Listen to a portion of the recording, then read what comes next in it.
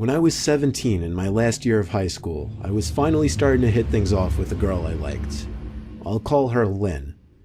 Lynn was a big pot smoker. At the time it really wasn't my thing, but I went along with it just because. I live a couple blocks from her, so I always walked before I got a car. Across the street from her house is a park. Commonly at night she'd instant message me on AOL to come hang out at the park. Sometimes we'd just sit on the playground at night and talk for hours. Sometimes she'd convince me to smoke with her. It was always such a private place to hang out and talk, especially at night. A line of thick trees surrounded the playground as well, creating a wall of sorts. Well, one night we both snuck out around 12 and met at the playground in the park. We talked for a while. Then Lynn perked up, playfully hit me on the shoulder, and said we should play hide and seek.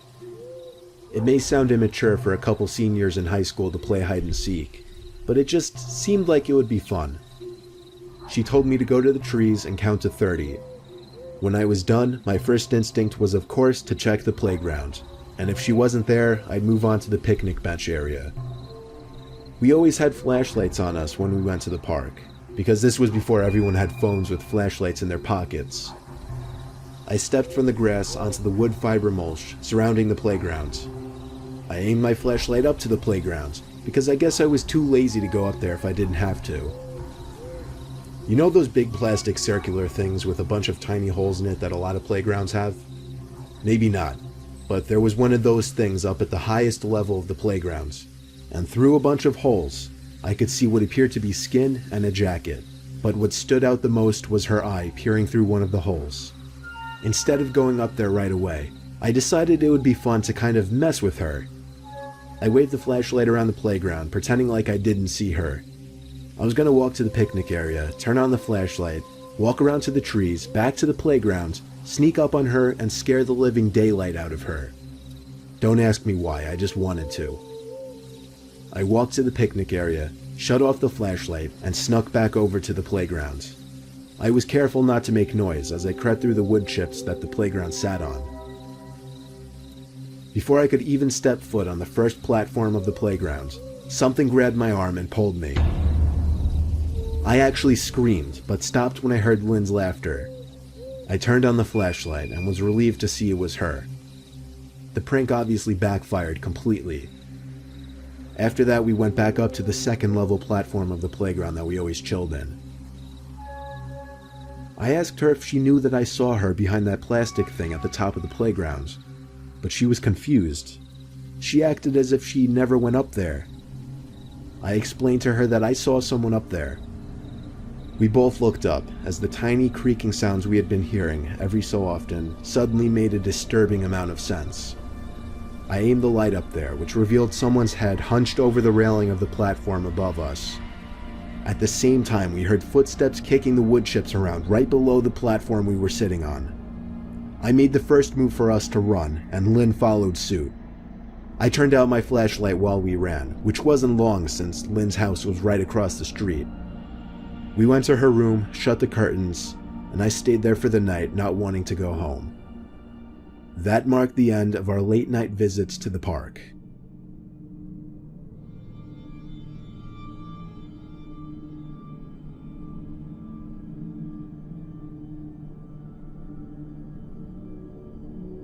Do you have any memories from when you were a little kid that just make you uncomfortable to think about? Especially since you were so young at the time that you didn't know any better? Well, this is mine. My mom used to take me to this really big playground in my town. And when I say really big, I'm not exaggerating. It was probably the biggest playground you'd ever see. If only I knew the name of it. The playground was entirely wooden, and every Saturday and Sunday there would be at least 50 kids playing across it, with the parents all tucked away in the shaded area reading their magazines and whatnot. One typical busy day at the playground, I was running along a big open platform when an older woman stopped me and said hi. She kept going on and on about how cute I was, and how she loved my blonde hair. It started to seem like she knew me based off the way she was talking to me. And then she told me that my mom left and that she told her to take me home. Keep in mind I was only 6, so I believed her. The woman took me to the parking lot, to an old station wagon where a man, I now presume to be her husband, was sitting in the driver's seat. He acted all friendly to me as the woman motioned me into the back seat, but I remember him yelling and lecturing at her about something. The man drove very aggressively and quickly as he was leaving the parking lot. We came to the light at the exit of the park. It was red. Just then, a car pulled up behind us and laid on the horn. I looked behind us, and it was my mom's car. The man blew through the red light, which even I picked up on, and started flooring it down the streets. I started to cry and scream as I realized my mom didn't know these people. Not long after, the man pulled the car over and yelled at the top of his lungs at me to get out of the car. I opened the door, still crying my eyes out in fear. My mom pulled up next to me, ran out of the car, and hugged me. In the heat of the moment, she didn't get the tag number, nor was she able to call the police since this was 2001 and there were no cell phones. I really wish I didn't remember this day so clearly. I would have rather it just been one of those memories that the brain chooses to repress.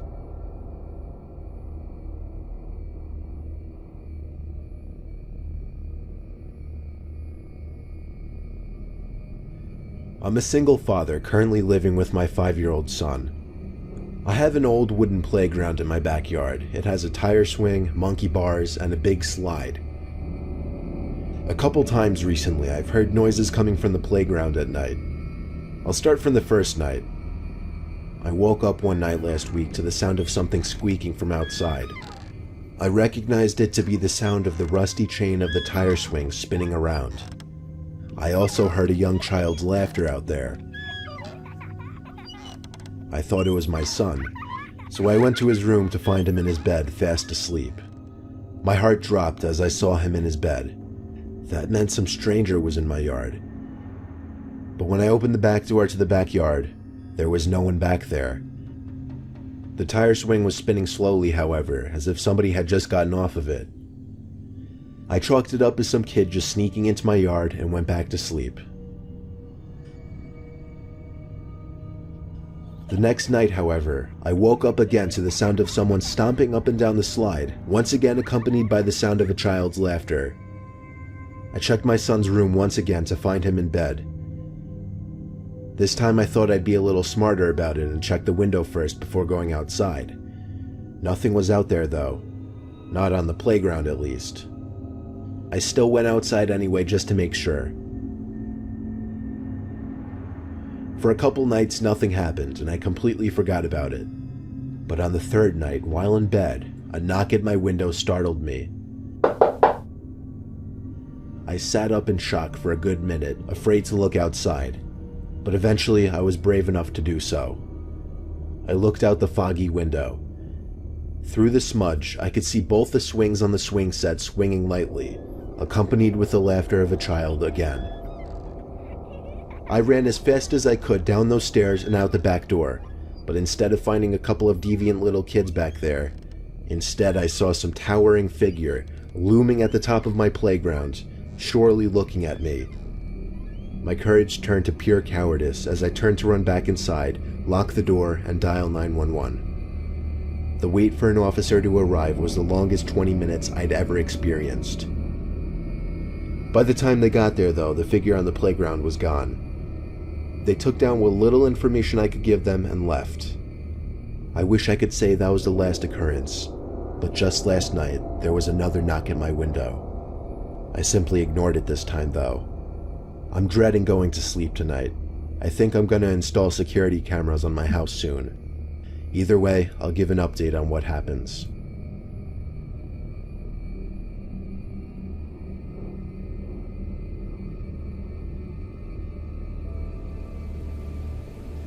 I was 13 years old. My bedroom window faced the playground outside.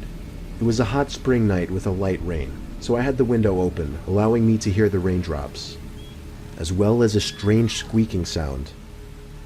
It really started to get annoying, so I went to the window to see what it could be. There was someone sitting on the swing set. I nearly screamed, but covered my mouth instead. What was really scary was that the swing was in the direct line of sight from my window, and the person on the swing was staring straight at my window. I could only hope they didn't see me. I was too scared to go across the house to my parents' room. Instead, all I really wanted to do was hide in my bed and hope they would go away, but the squeaking went on and on. I covered my ears not only because I was scared, but also because of the annoyance of the sound. And finally, at last, the squeaking stopped. I gave it a few seconds before I quietly got out from bed and went back to the window. This time, I actually screamed.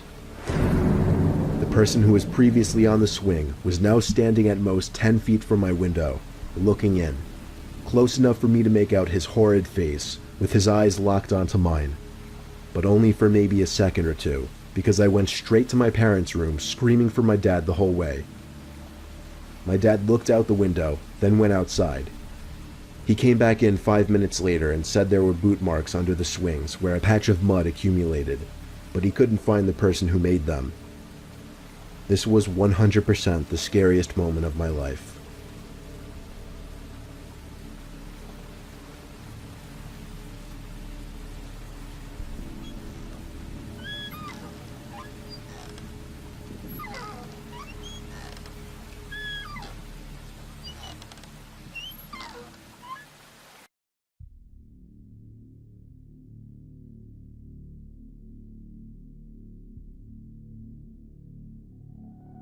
I'm currently a freshman in college. I came home this past week for a funeral, but let's backtrack a little. My senior year in high school, I was in the library during study hall doing some computer science work on the computer since my laptop at home didn't have JCreator on it. Anyways, this boy who was in my class sat next to me since those two computers were the only ones with JCreator. He was a really tall, very pale boy. He had long black hair that covered one of his eyes. He wore an anti-flag tee, ripped jean jacket, and Doc Martens. He never spoke to anyone in class, and I'd never seen him with anyone else.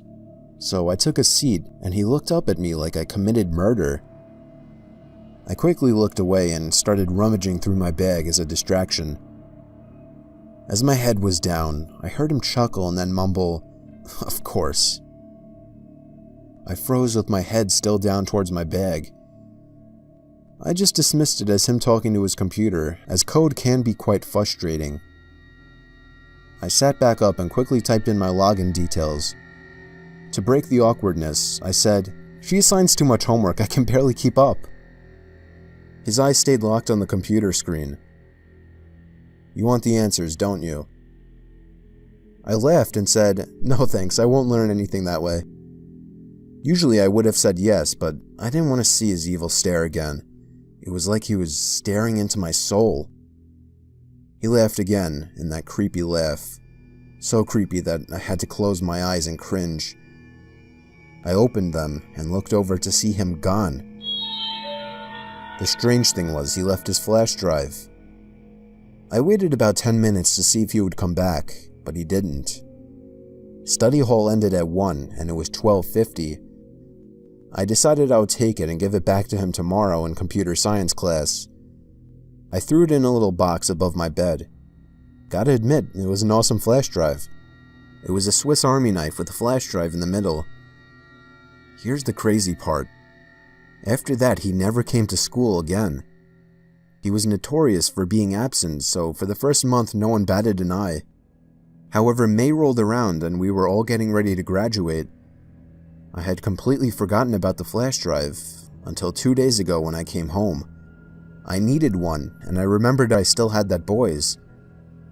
I scanned it with my Norton, and it said it was all safe.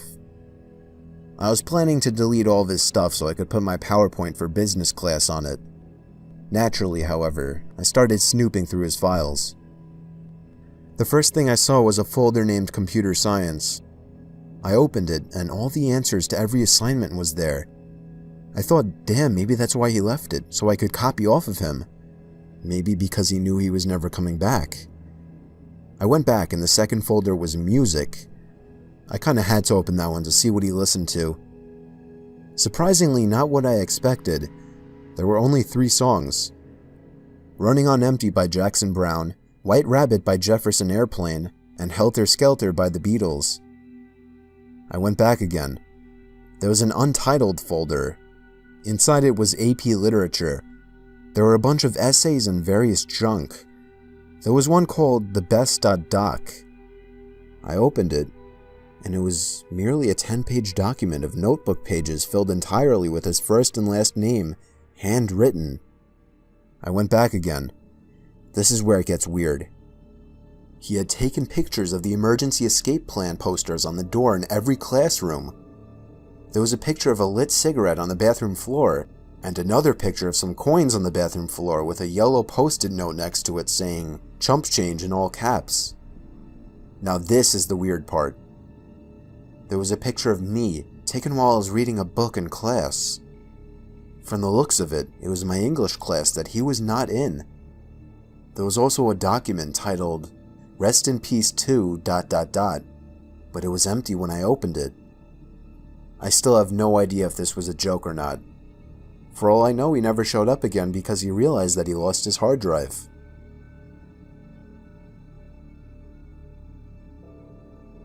This story happened a few years back to me and a friend who I'll call Allie. We're now both 15, making us 12 when this story occurred. Okay, so me and Allie have been friends since 2nd grade, and we would usually spend all weekends and free time together. We always have been into paranormal and ghost stuff. We had every reason to believe that every house we ever went into was haunted. We would go on ghost hunts like the TV shows with a flip phone to record the sounds. But there will always be one night that stands out to me that still haunts me to this day. It was around midnight, and we were hyper and awake like most kids of our age on the weekends. So we decided to do another ghost hunt in my house. We got the flip phone ready, and we borrowed my dad's touchscreen to actually videotape. This was the first and last time we used that. My basement was not like most, because the house I was living in at the time was very old and therefore very old-fashioned. So down the stairs, there's one main big room that we use for storage, and a little further there was another medium-sized room for the washer and the dryer, and the farthest was a small little cell-type room that we never used, mainly because everyone was too creeped out to go in it. Me and Allie walked down the stairs, turned on the camera and flip phone recorder, and we started asking the usual questions you would see on TV, like, "Is there anybody here? Give me a sign if you're here," and that type of thing. We finally got tired of it and went back upstairs and into my room to be so excited as we reviewed our first video recording. This was a big step for us because we wanted to be ghost hunters so bad. We were watching and we kinda got disappointed as we didn't find anything in the video or voice recording. Usually we would make something up, like a footstep that wasn't ours, to make us feel less bad, but this time we were so excited about the video we didn't even want to make anything up. We couldn't sleep, so we played a few board games, and then we both agreed to review it again because maybe we missed something. And oh boy, we did. While reviewing the tape again, we both could just feel this bad energy coming from it. I guess we didn't realize it before because we were too filled with excitement. We went on anyway, and as we paid more attention, we could actually hear footsteps that weren't ours. Then what showed up on the tape, I still see when I close my eyes. It was the most horrifying thing I've ever seen.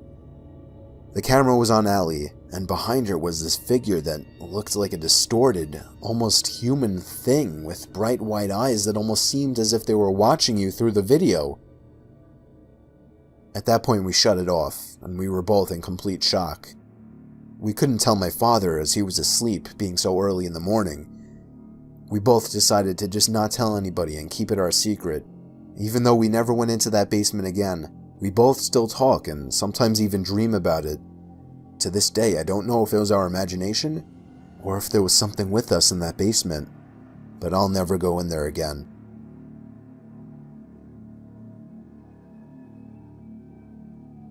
So this all happened during Halloween in 2014. My name is Max, and I'm from a small town in Findlay, Ohio. I used to go to a high school at County School about 10 minutes from where I lived called Van Buren High School. Van Buren was a nice little village with good people for the most part, but the only problem was that there were some evil creeps that could be found there if you knew where to look. The biggest hotspot for them to be found was the Van Buren State Park. Everyone knew that the state park had a little infamy to it, as it was known for some rapes and the like. Now, I've been to the park many times with friends and classmates, and nothing bad ever happened to us, so I never thought much of it. I have a lot of good memories of the place actually, like the many times when my friends and I would bike the trails and set off the works bombs in the woods or go fishing in the lake. However, fast forward to my senior year at Van Buren on the day of Halloween. My friend Ian and I saw the darker side of Van Buren State Park. The summer before my senior year, I enlisted in the Army National Guard, so it was important that I worked out and stayed in shape. So that day, I asked my best friend Ian if he wanted to go run the trails in the park with me after school, and he said he would, as he likes to work out when he can as well. It was probably about 4 o'clock in the afternoon when I pulled into one of the parking lots, waiting for Ian to meet me there, when I saw this old silver car with a bald and just disturbing man suspiciously sitting in the lot. Knowing that creeps hang out at the parks, I glanced over to check out what he was doing when I noticed he was staring at me and would not take his eyes off of me. It was a very unsettling stare, one that made him look hungry and me uncomfortable.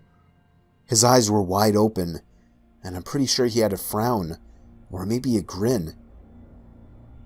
We made eye contact, and he nodded at me as if he were trying to say hello, but would not drop his glare. I nodded back but broke eye contact since I was pretty uncomfortable. However, I noticed out of the corner of my eye that he was still staring. At this point I had enough and I sped out of there and pulled out of the parking lot. But when I looked in my rearview mirror, I saw he was following me. This made me floor my gas pedal and I sped to my high school parking lot where I lost him. I called Ian and told him that I was at the high school and that he might have to deal with this creep alone. And then my stomach sank. I got a text from Ian saying here. So I made my way back there, and sure enough, right when I pulled in, I saw Ian's car, and 2 spaces away was the scary bald guy in the silver car, still staring. I nodded to Ian for him to follow me in his car to a different parking lot at the park, and we made our way over there. We were safe, or so we thought, and got out of our cars to walk down the hill to check out the trails before we ran them. I don't really like to run with items in my pockets, so we began to walk back up the hill when we saw that old silver car circling in the lot looking for us. At the angle we were at on the hill, he must not have been able to find us, although we could see him. We waited a few minutes before walking up the hill because we figured the 2 of us, who were athletes, could take on this one guy. As we reached the top of the hill, he was gone. Feeling pretty safe, Ian and I decided to still run the trails, but I made sure to grab a rock to use as a weapon for my own peace of mind, in case we would run into the possible rapist or killer in the woods. I'll never know the man's intentions, but given that place's notoriety and his disturbing look, it couldn't have been good. Nowadays I've graduated Van Buren, and I'm an infantryman in the National Guard while attending Bowling Green State University. Sometimes when I go back home to visit, I like to go for drives at night, and sometimes I like to check the state park just to see what monsters lurk there. I'm always armed with a knife, and I'm in good shape, but it still makes me uneasy. I'm sure one of these days I might encounter something like that again. But I'm not stupid or crazy, because as soon as I do, I'm hightailing it out of there once again. So as for anyone else, make sure that if you go camping or hiking at state parks, that you are somehow armed, no self-defense, and never go alone. In my room next to my bed is a big storage closet. It doesn't have a regular door like you would expect. It's a kind of big square door without a knob that just comes off when you grab it by the edges. So rewind to several years ago when I was 19. I remember the first time it happened. I went to sleep and woke up in the morning to find that the door had been opened and was leaning on the wooden edge of my bed. Now this wasn't the strangest thing ever, as it had happened in the past. After all, there were no hinges or anything holding the door in. I pushed the door back into the wall and got ready for school. The next night, I woke up around 4 in the morning. I could have sworn I had woken up to a noise. I sat up and looked around my room in the dark, and noticed the door was leaning on the edge of my bed again. Now I was concerned that the edges to the hole in the wall were starting to chip away, and the door could no longer fit as tightly as it used to. I left it that way overnight and fixed it in the morning. The following night, I was having trouble sleeping. It had to be at least 2 hours of my rolling around bed trying to fall asleep. That's when I heard a huge thump, and I knew what it was. I could even see it in the dark. The door fell open again. I was so done with this. I mentally decided to just leave it open from now on. That's when I heard the slightest movement of a plastic bag from inside of the closet. My heart literally skipped a beat when I heard this. There was no draft in the room at all. I hesitantly flicked on the light switch and looked into the open closet. My biggest fear came true when I saw someone inside the closet peering at me in my bed. Within maybe half a second of my turning on the lights, he tried to hide as if I didn't see him. I couldn't even move. All I could do was scream the word "Dad." I screamed so loud it took my dad maybe 10 seconds to make it to my room. I pointed at the closet and he looked inside. Only then did I finally feel safe to get up and stand behind him. My dad crawled all the way in there, and he couldn't find anyone though. He came out and assured me I was just seeing things, and I started to question that myself. Still, I couldn't sleep in that room. I slept on the floor in my parents' room with a blanket. Well, I wouldn't say slept, as before that could even happen, I heard my bedroom door open from down the hall outside, and then someone literally ran down the stairs and out the front door, slamming it behind them. My parents heard it, and it was only then they believed me. We tried to chase whoever it was down, but he was gone. We later found out he was hiding in an empty container inside the closet.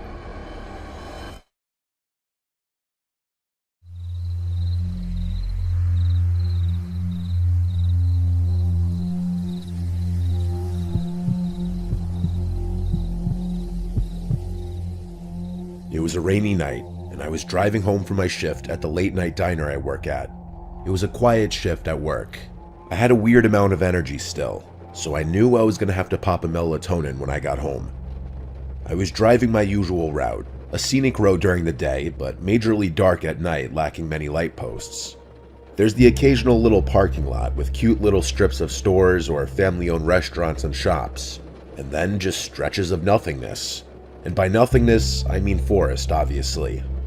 I was passing one of the aforementioned parking lots of a well-known deli, and under a light post was a woman standing out in the rain, with her arm held out. She was waving me down. I slowed as I realized it was a slightly older woman, who appeared to be in her mid-50s maybe.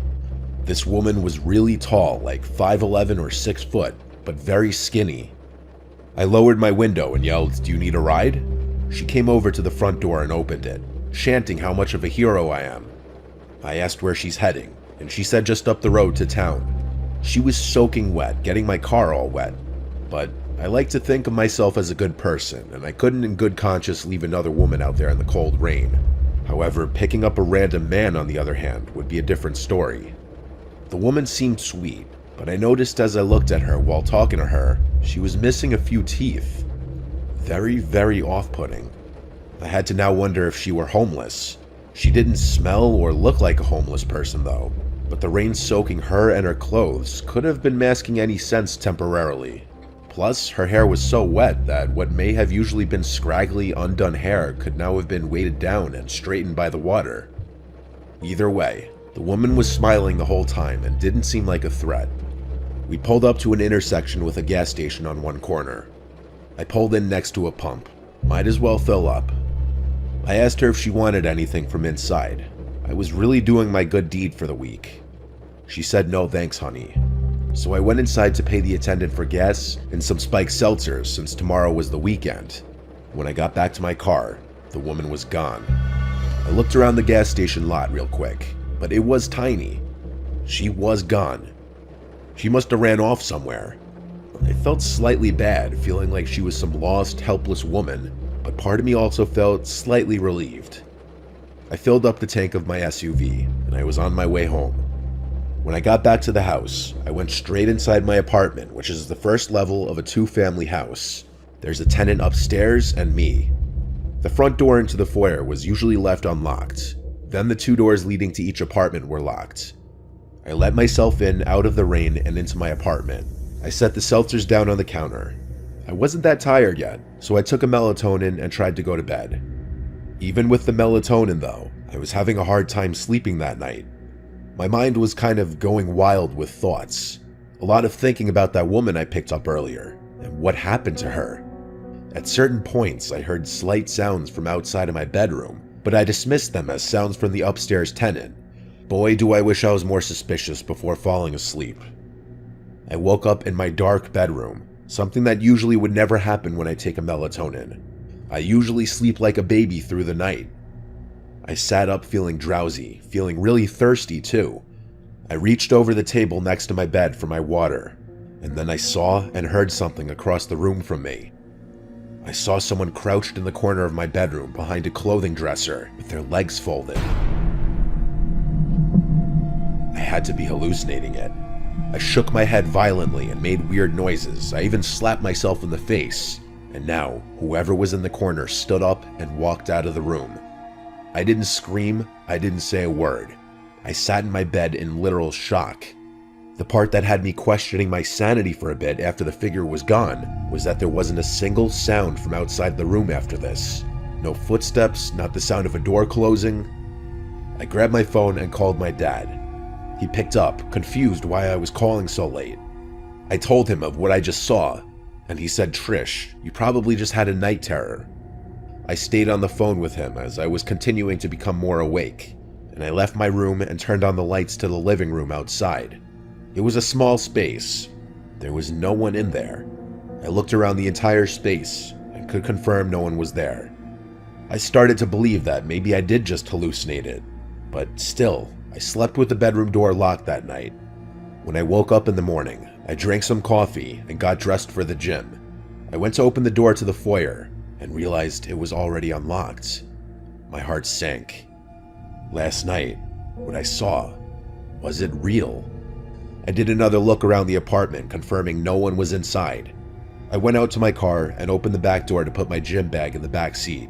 And that's when I noticed the damp, yellow-brownish stains all over the floor in the back, and my blanket that I always had back there was gone. I wanted to cry or scream. I figured it out. That woman snuck into the back seat last night when I was in the gas station. She either somehow unlocked the door to my apartment, or I mistakenly left it unlocked. I called my dad again, frantically asking him what to do. He said check and make sure nothing was stolen, and if nothing was, then calling the police really wouldn't do anything. I checked the house and didn't find anything to be missing, just my blanket from the car. I skipped the gym that day. In fact, I stayed bottled up in my apartment for a while after that. I was just genuinely disturbed. I didn't want to live there for much longer after that, and so after that month, I found a new place to live.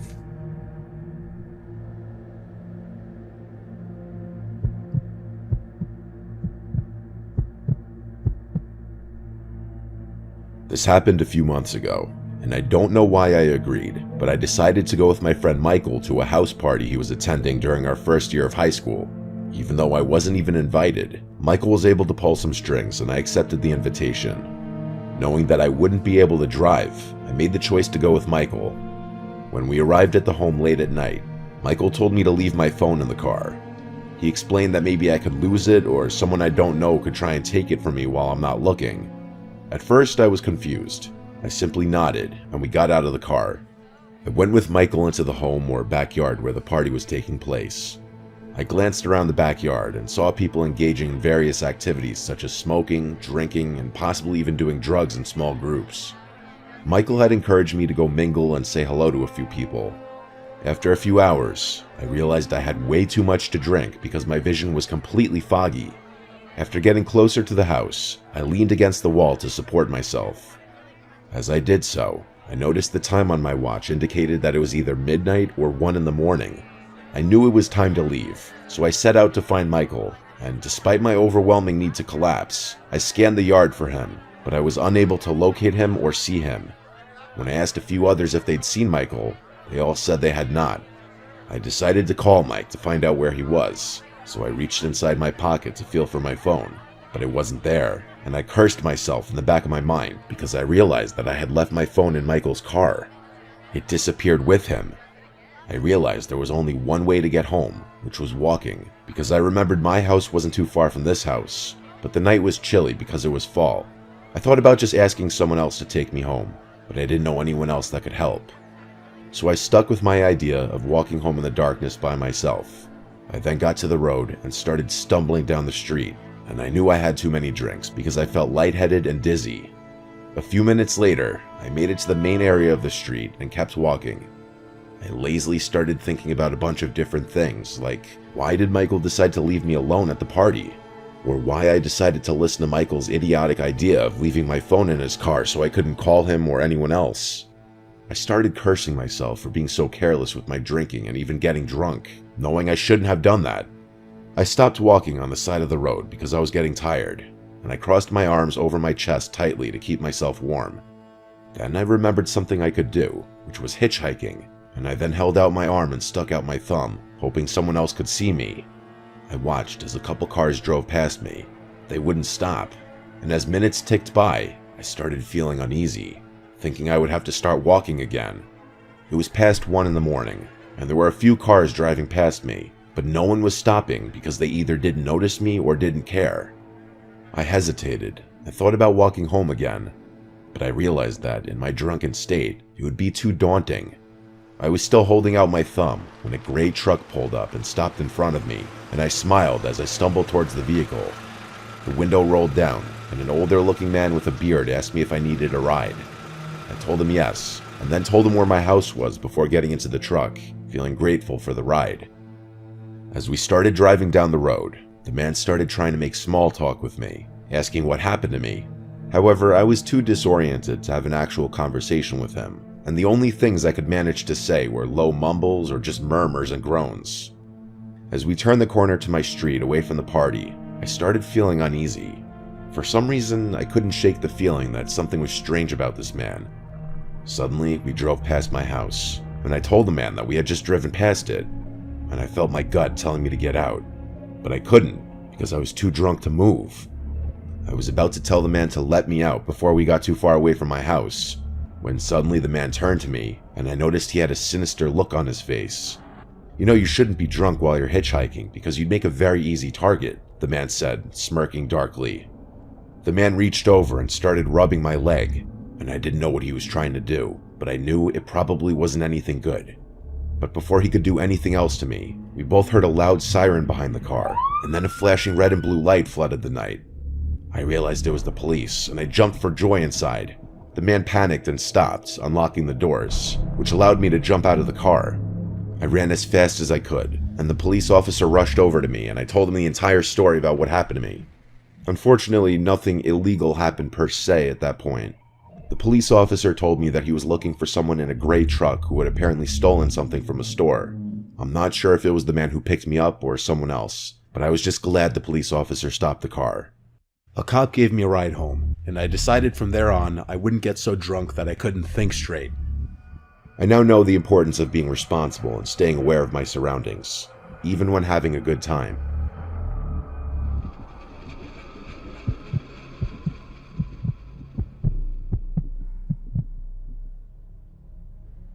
I was still in college when this happened. I went to a big party school in upstate New York. I wasn't in a sorority, but I attended a lot of the frat parties still. I had a heavy drinking phase in college, unfortunately, but I guess it's good that I got it out of my system. There was an upcoming frat party that my friends Deanna and Kayla wanted to go to. I was not one to ever say no to a party unless I was already deathly hungover, and even then I'd sometimes be known to still go out. I was living in a house off campus with 3 other girls. We were not a sorority house or team house or anything like that, just 4 friends renting a house together. I believe it was a Kappa Sigma party that we were going to. The house was about 20 minutes away from campus. We pre-gamed pretty heavily at our house, and then we called an Uber, which we all split. On the Uber ride there, we pre-gamed some more, which was a recipe for disaster. By the time we showed up to the party, I was borderline blacked out. I just barely remember the layout of that house. I'd never been to a Kappa party besides that night. It's weird, I have short spans of memory from that night. I vaguely remember the outside, that there were a bunch of frat guys standing out front of the house, And then I remembered the DJ in the living room and the 2 beer pong tables in the kitchen. I was later told that I played beer pong with some random frat guy and ended up talking to him in a corner for a big chunk of the night. But after that, nobody knows where I went. I couldn't even tell you the last thing I remember before waking up sleeping on the grass on the side of the road in a daze. My head was throbbing. I had to still be somewhat intoxicated. It was pitch black outside. I was laying by a bunch of trees, like a wooded area. Apart from the university, there wasn't much up there besides woods and the occasional little town. There were a couple light posts further down the road, so I wasn't just laying in complete darkness. I patted down my pockets looking for my phone, and I had a meltdown when I realized my pockets were empty. I was also missing my crossbody bag. I had absolutely nothing on me. I started to freak out. I couldn't even call for help, let alone check the time or where I was. I looked around the immediate area by where I was sleeping. Nothing. My white shirt was stained with dirt, but that was the least of my worries. I started walking down the road closer to the light posts. I was starting to realize there were no buildings in sight. I was on some completely random back road. I leaned on the light pole for a few minutes, wondering what to do. I decided I'd wait for someone to pass by and ask for help. It took a long time though, at least 15 minutes, before I noticed headlights down the road. I stepped out onto the road, waving my arms and jumping, trying to ensure I got their attention. The car slowed to a stop on the side of the road. I approached the car, and the guy inside rolled down the window. Once he asked me if I was alright, I told him I was stranded without a phone and needed a ride home. He told me to get in, and I did, making sure to let him know how much I appreciated it. He of course asked me about my predicament, how I found myself stranded on the side of the road. I told him I was at a party, and the next thing I remembered was waking up on the side of the road. In hindsight, I should not have said any of that. I should have been as vague as possible, not let this guy know that I got completely trashed and was vulnerable. He asked why I didn't call for help, and I told him I lost my cell phone too. The guy looked at me like I was a moron. I looked back at him for a second, and this was the first time I really analyzed his features. He was like 35. He wasn't the best looking guy.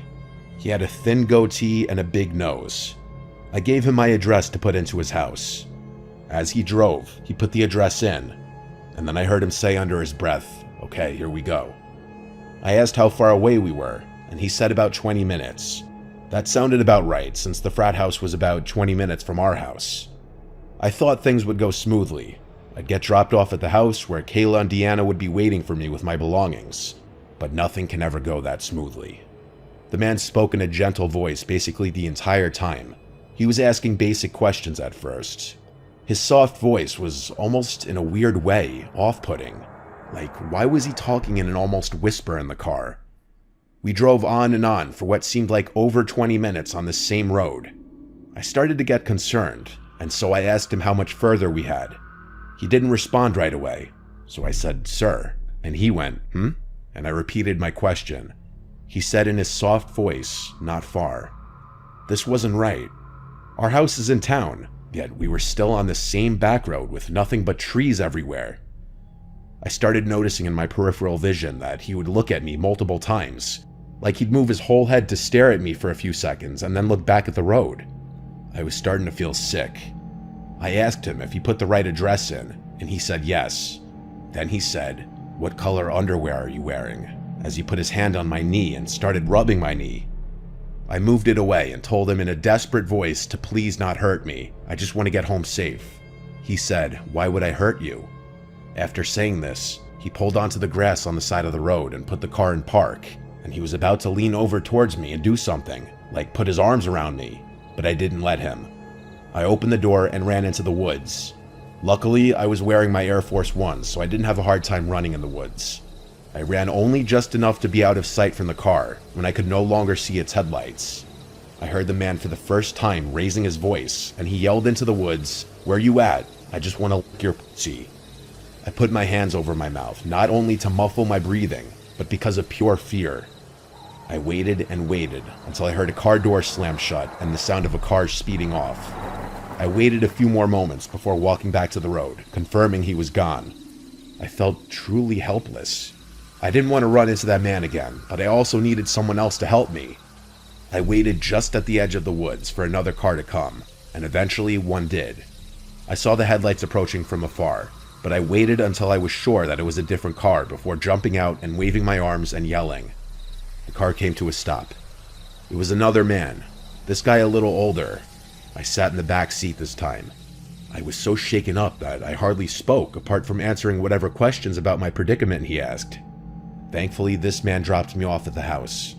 It was like 4 a.m. at this point. My friends were still awake waiting for me. They had my phone and my bag. They were contemplating calling the police if I didn't come back by morning. No one had any clue who I left with or how I ended up on the side of the road. The boy who I was with claimed he wasn't the one to leave with me. In fact, there's no solid proof that I even left with anyone, but that leaves no explanation how I ended up sleeping on the side of the road. I cut back heavily on the drinking after this night, and I never want to be in a situation again where I have to hitchhike.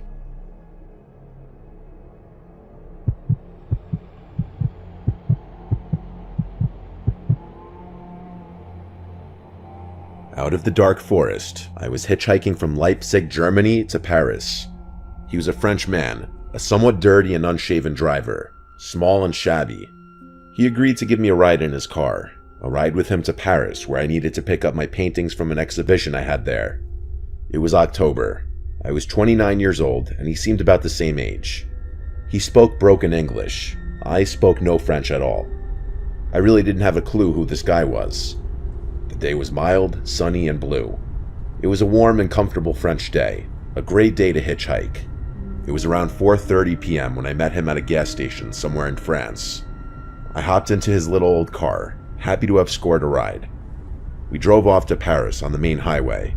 After some small talk, mainly about where I'm from, he reached over my lap and opened the glove compartment. He pulled out what looked like a bunch of passports. They were passports. He handed me all 4. The first pretty girl was his girlfriend who died falling off the back of his motorcycle, he said. The second, his girlfriend who died in a car crash, he told me.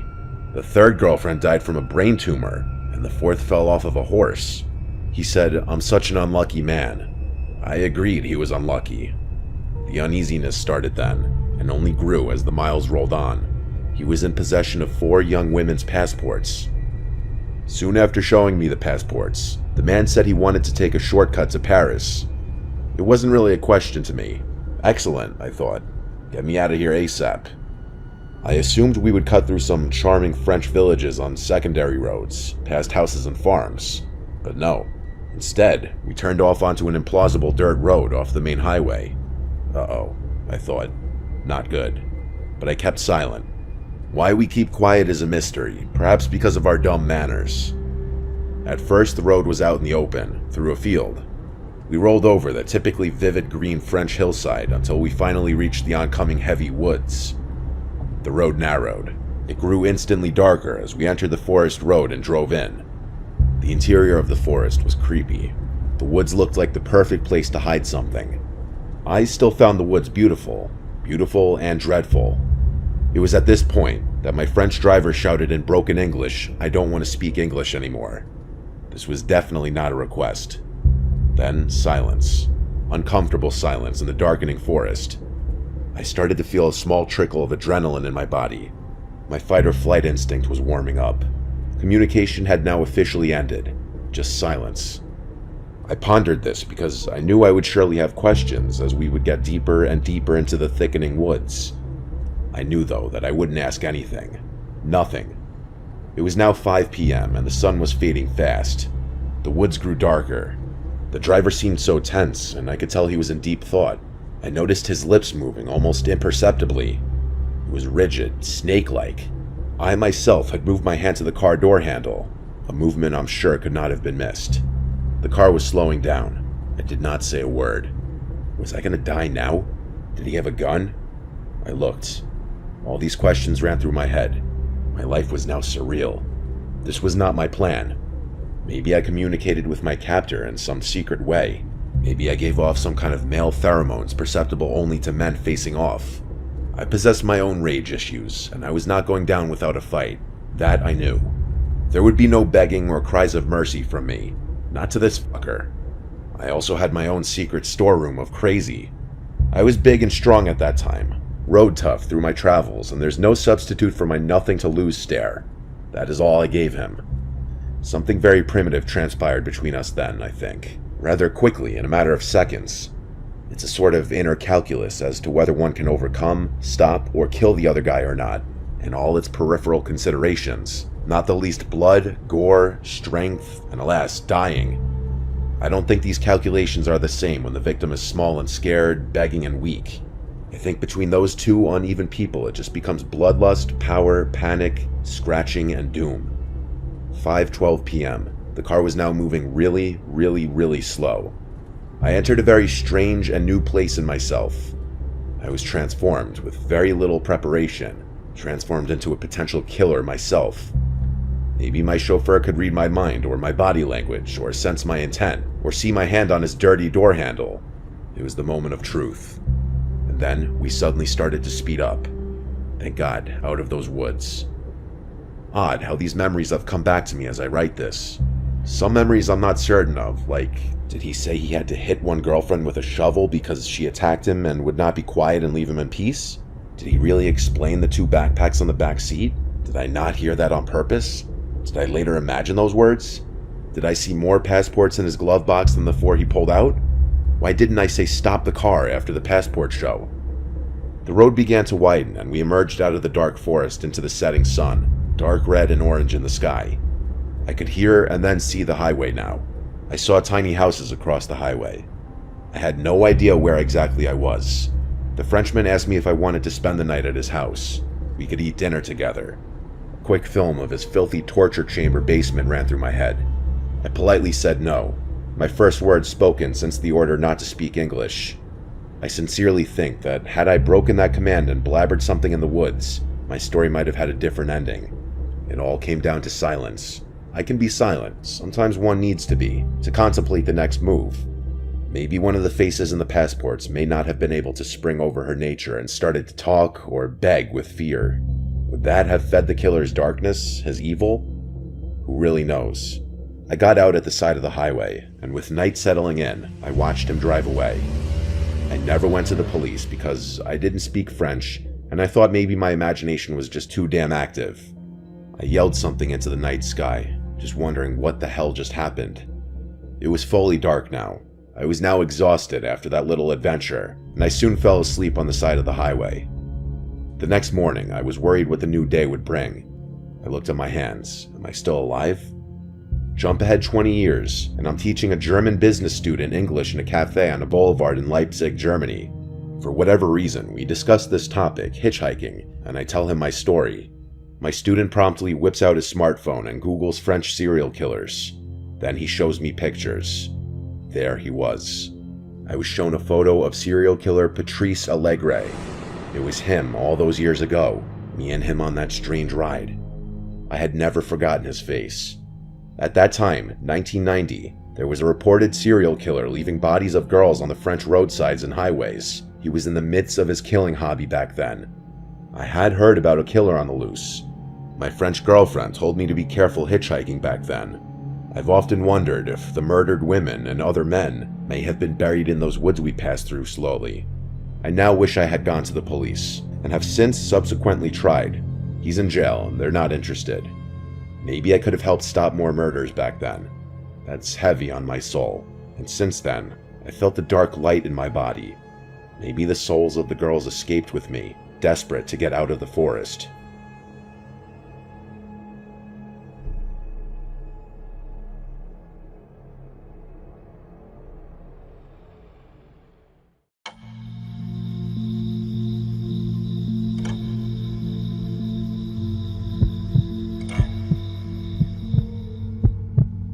Okay, so I used to work night shift at a small hotel, and this happened about a year ago. But I still think about it all the time because it genuinely freaked me out so bad, and I don't know what the guy's plan was or what he was trying to do. And it honestly makes me feel sick when I remember just how long he was there and that I didn't even realize he wasn't supposed to be there. The hotel was small, only 3 floors and maybe 40 rooms total. It wasn't a busy place. Usually we only had about 10 or 15 rooms filled on weeknights. I worked from 10 p.m. to 6 a.m. It was usually really boring and quiet, which was fine with me. I would just sit behind the desk, do some paperwork, sometimes check the cameras, sometimes watch YouTube on my phone if it was really dead. The lobby wasn't big, just the desk and some couches off to the side with the TV, and then some vending machines in the corner. Behind the desk was a little office where I had a computer and a chair and a glass window so I could see the lobby while I sat in there. At night, the front doors locked automatically, so guests had to buzz in, and I would press a button to let them through. Usually nothing happened after midnight except the occasional guest coming in late. But one night, this man came in around 11, and everything about it still makes my stomach drop when I think about it. He buzzed the door and I let him in. He looked mid-40s, tall, kind of skinny, but not too skinny. He was wearing jeans and a baseball cap, carrying a backpack. He walked up to the desk and asked if we had a room for the night. I told him yes and gave him the price, and he nodded and pulled out a card. I swiped it, it went through, and I gave him a key card for room 214 on the second floor. I remember he looked at me for a second too long before he left. He had this kind of blank expression, and his eyes stayed on me for maybe 3 or 4 seconds after I handed him the key. Then he turned and walked off toward the elevator. Nothing about it screamed dangerous right away, but it was enough to make me notice him. After that, I sat back in the chair and played on my phone for a while.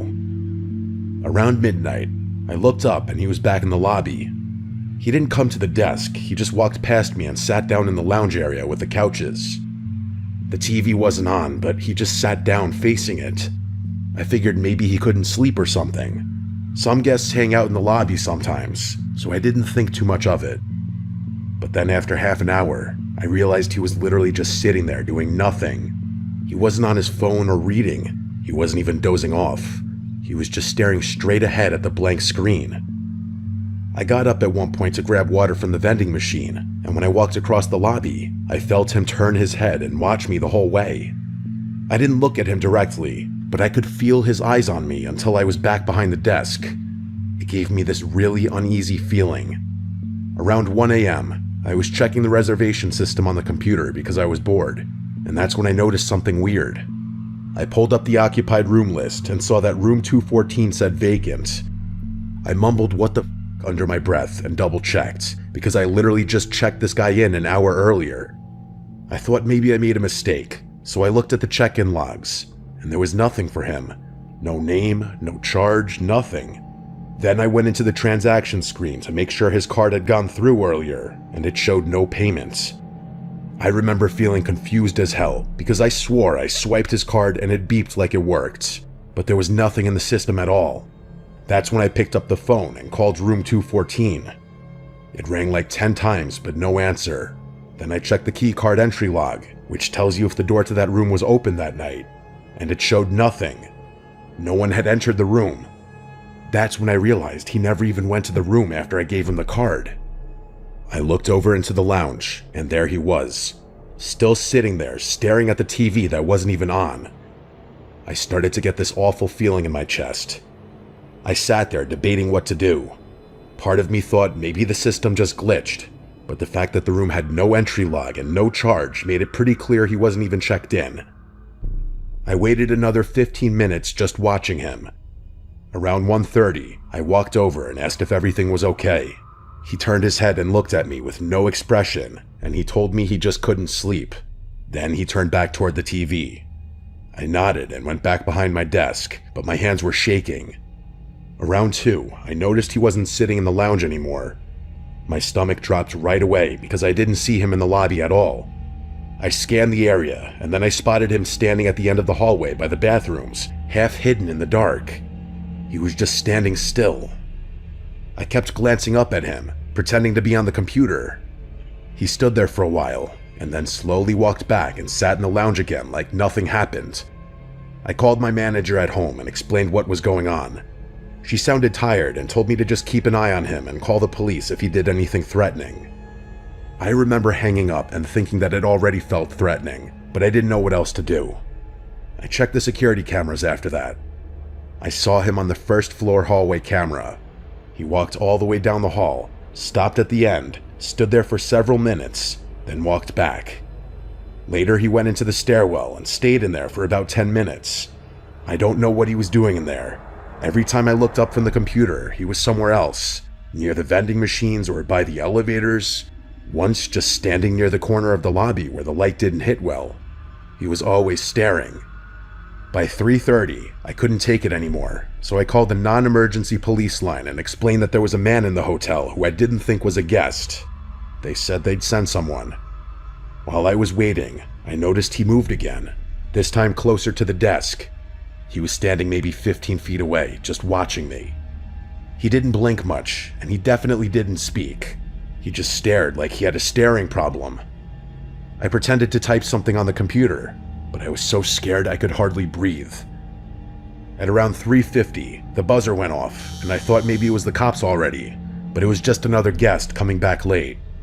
I let him in quickly, and the man turned his head and watched the guest walk past. I noticed his eyes follow him the whole way across the lobby. That scared me even more, because it was like he was studying him.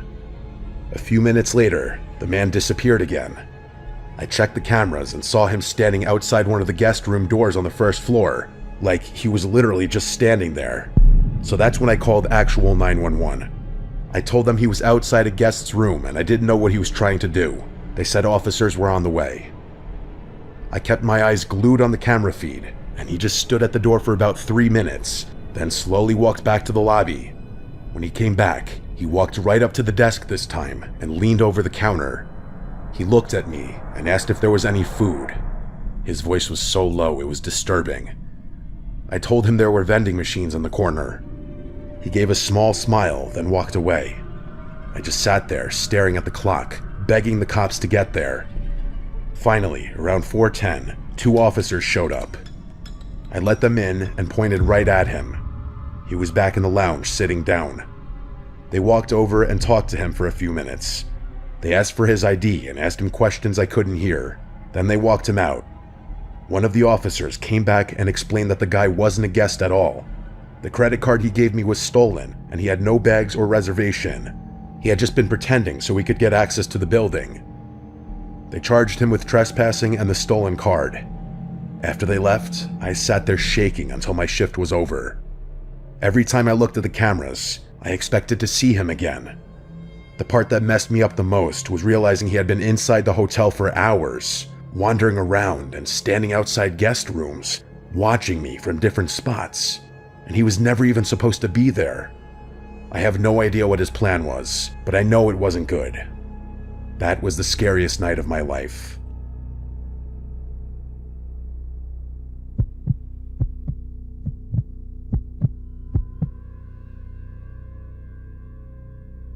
My name is Meredith. I'm 24, and I work the night shift at a tiny gas station off County Road 11.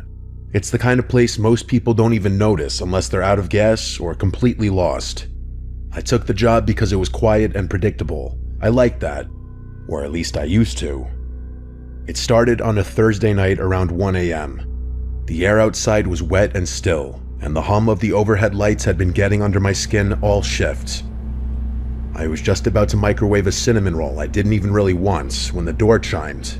A man walked in, mid-40s, maybe older. He had a green coat, messy hair, and dry lips like he hadn't smiled in years. He didn't head for the coffee or chips like most people. He just stood near the counter, staring at me with a strange kind of familiarity. "Hi," I said, forcing a polite smile. Then the man said, "You always work this late?" I blinked and said, yeah, mostly." He smiled. Then he said, "I figured. I've passed through a few times. Noticed it's always you." That unsettled me more than I let show. "Oh yeah, right, small town," I said. He didn't leave. "Meredith, right?" I froze.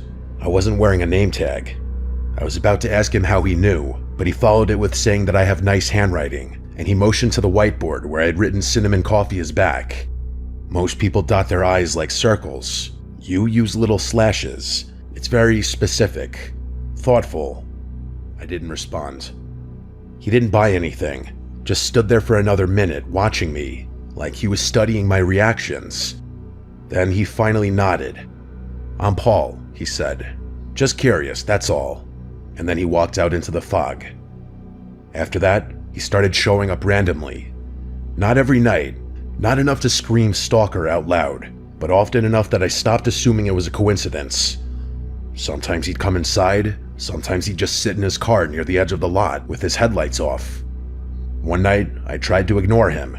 He came in, bought a bottle of water, and lingered like always. "You're quieter tonight," he said. "Long shift," I muttered. He slowly looked around the store, like he was taking inventory of everything.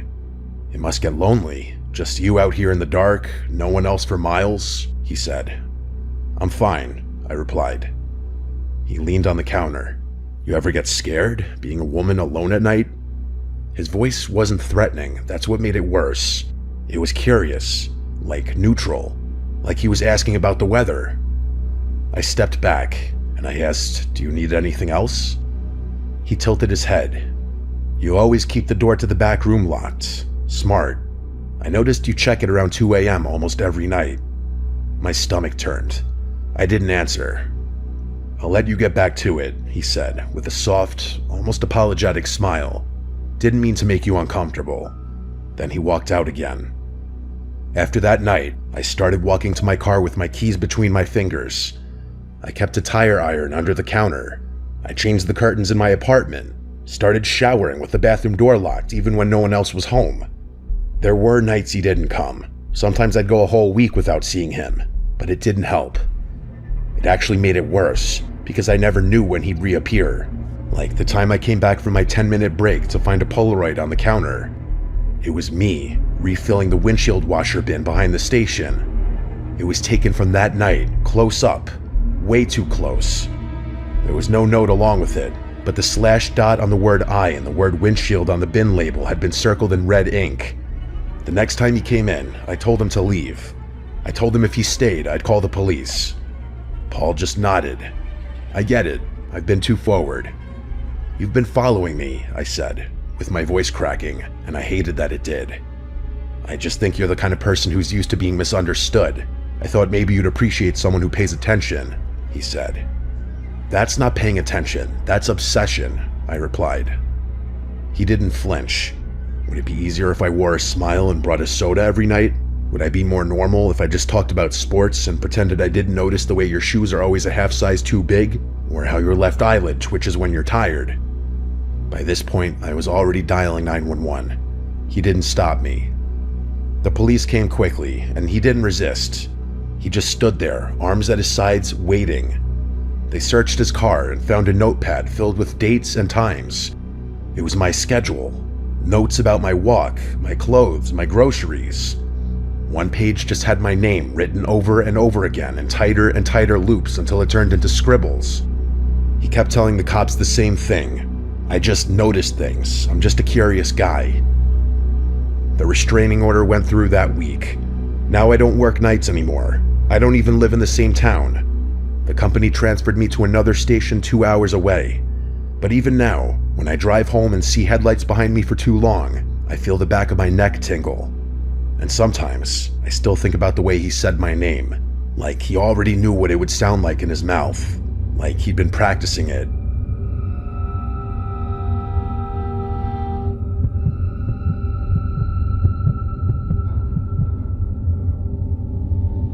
I want to start this off by saying at the time I'm writing this happened to me just last night.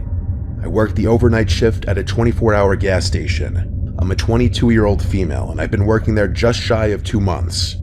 I work the weekend shifts, which is Thursday through Saturday, while another coworker, who I'll call Max for privacy reasons, works the weekdays of Sunday through Wednesday. My coworker Max and a friend of his I'll call Ben had come into the station at about 2:30 a.m. to get some coffee and say hi.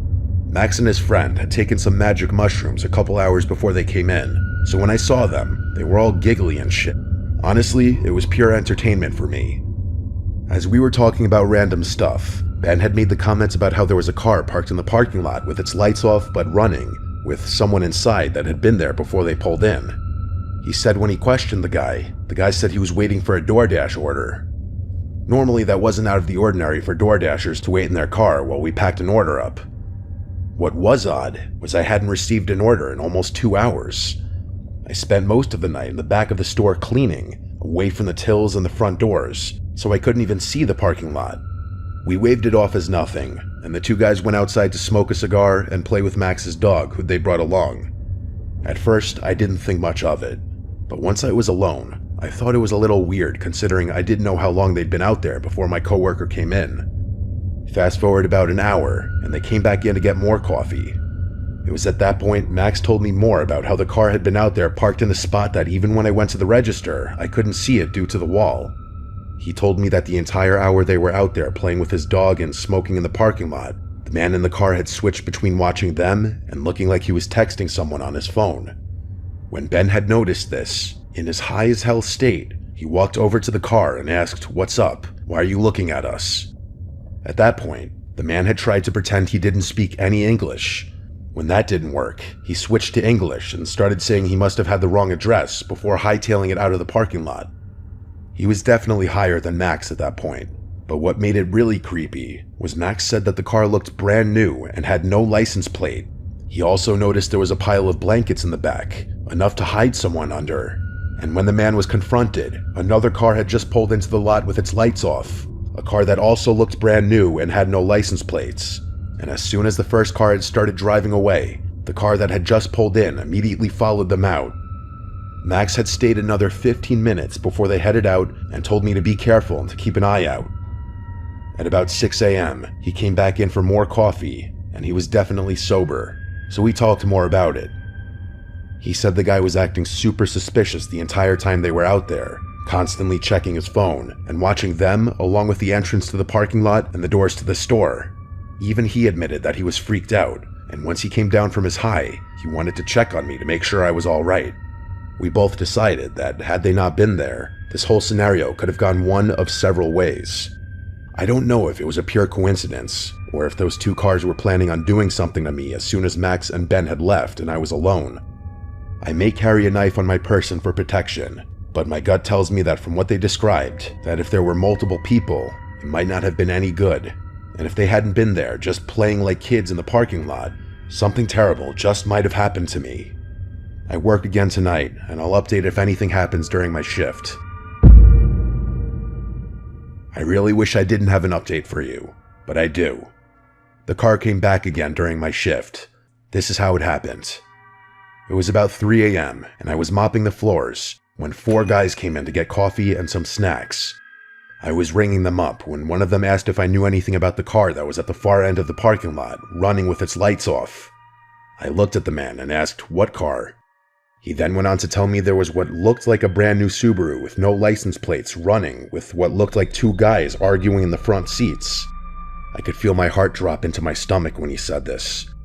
I told the group that a car with that same description had been sitting in the parking lot the night before, but there was only one guy in it, who I assumed to be the leader of this group, told me as they were pumping gas, they noticed the car as it had been there when they pulled in, and how it just sat there as they filled up their truck. He told me as they were walking to the doors, they passed the car, since they were at the pump farthest from the doors. He said that as they passed, they could hear a guy not quite yelling, but talking pretty loud and pointing towards the doors of the store. As they passed, one of the guys started to walk towards the car to ask if everything was okay. When the guys in the car finally noticed them, they proceeded to put the car in reverse and drive away. I told them that I believed that was the same car from the night before that had been acting suspicious when there were others in the parking lot, and when confronted, he seemed panicked before leaving with another car following him out.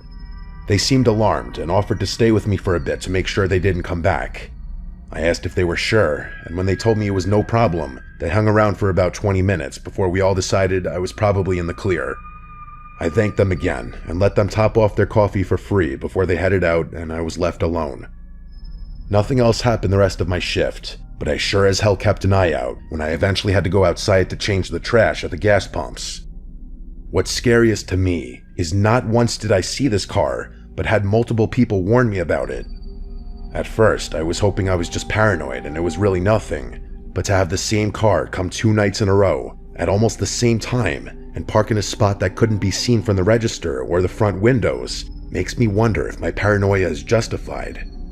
If it is, I'm just glad I had another group of people show up so I wasn't alone if those guys in the car had decided to come in. Thankfully, I don't work for the next few days, and I can only hope when I work again, the car doesn't show up.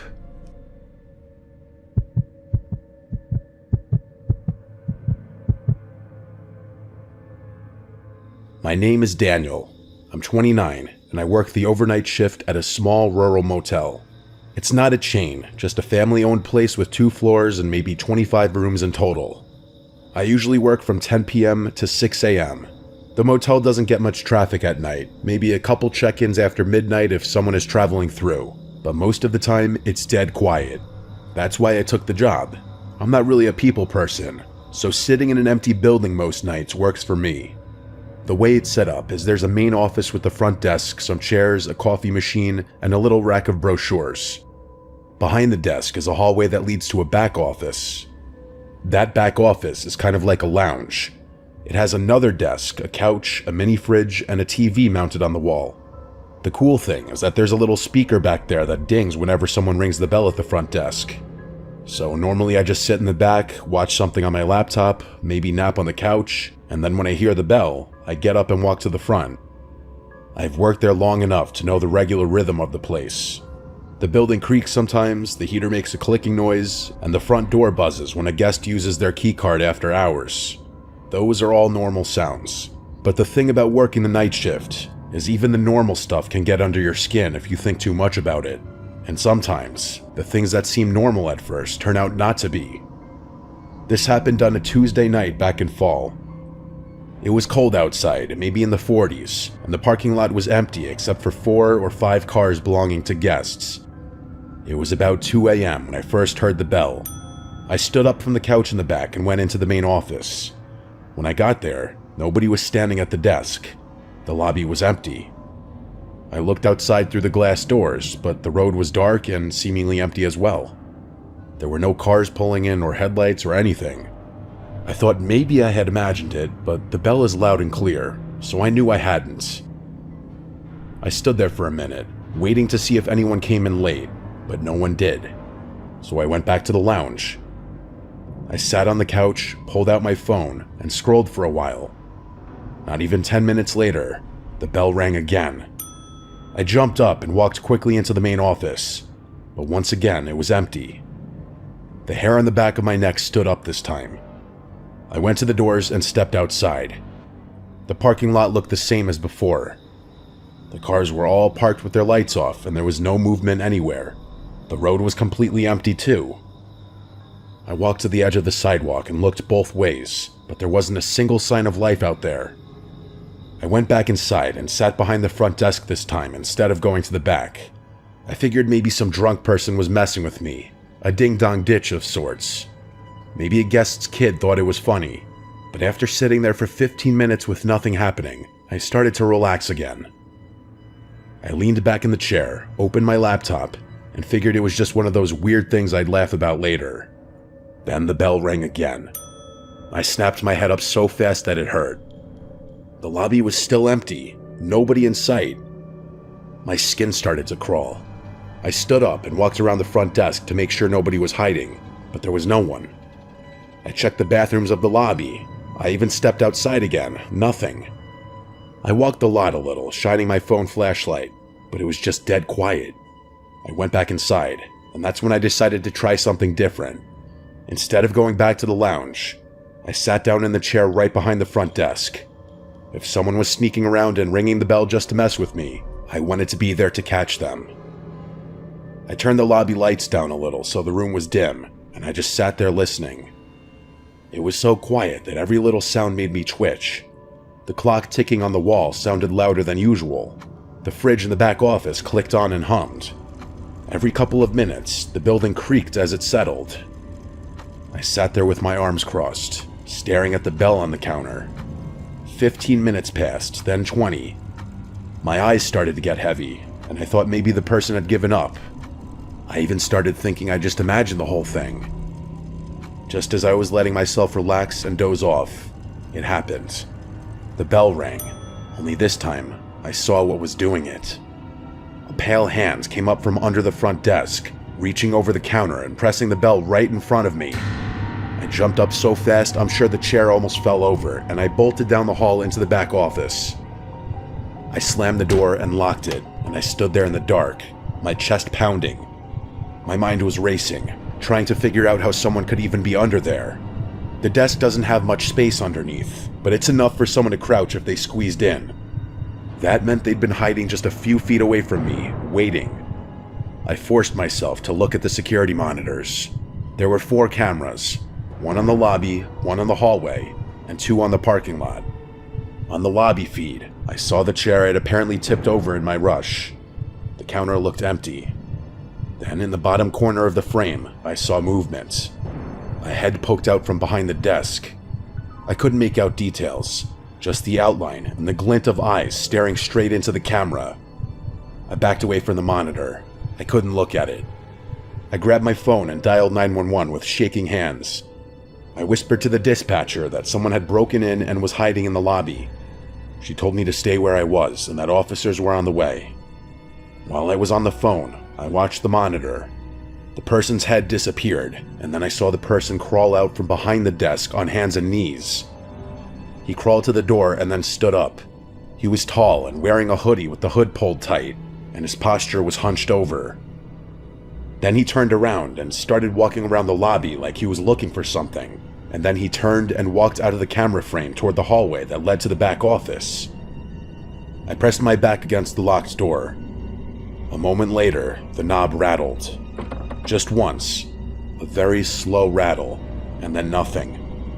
The dispatcher kept asking if I was safe, but I couldn't even answer for a few seconds because my throat felt like it was closing up. After what felt like forever, I heard slow footsteps moving away. I rushed back to the monitor. The man was pacing around the lobby again. At one point, he stood in front of the glass doors and just stared outside like he was waiting for someone. Then he walked over to the brochure rack and started flipping through the papers, as if he were sarcastically killing time. Minutes dragged by. Finally, I saw flashing blue and red lights through the parking lot cameras. The cops pulled up. 2 cars. The man must have seen it too, because he suddenly bolted out of frame. A second later, I heard the front doors open. When the officers cleared the building, they found a large rock near the front door that was presumably used to prop the front door open, but they didn't find him inside. He was gone. They searched the lot, checked the road, and the officer told me whoever it was must have slipped out as soon as they pulled up.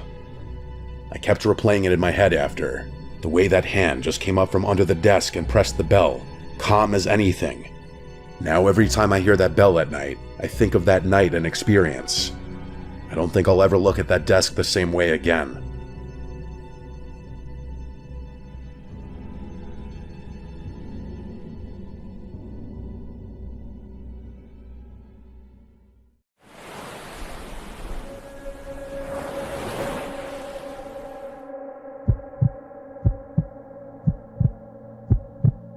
This happened last year.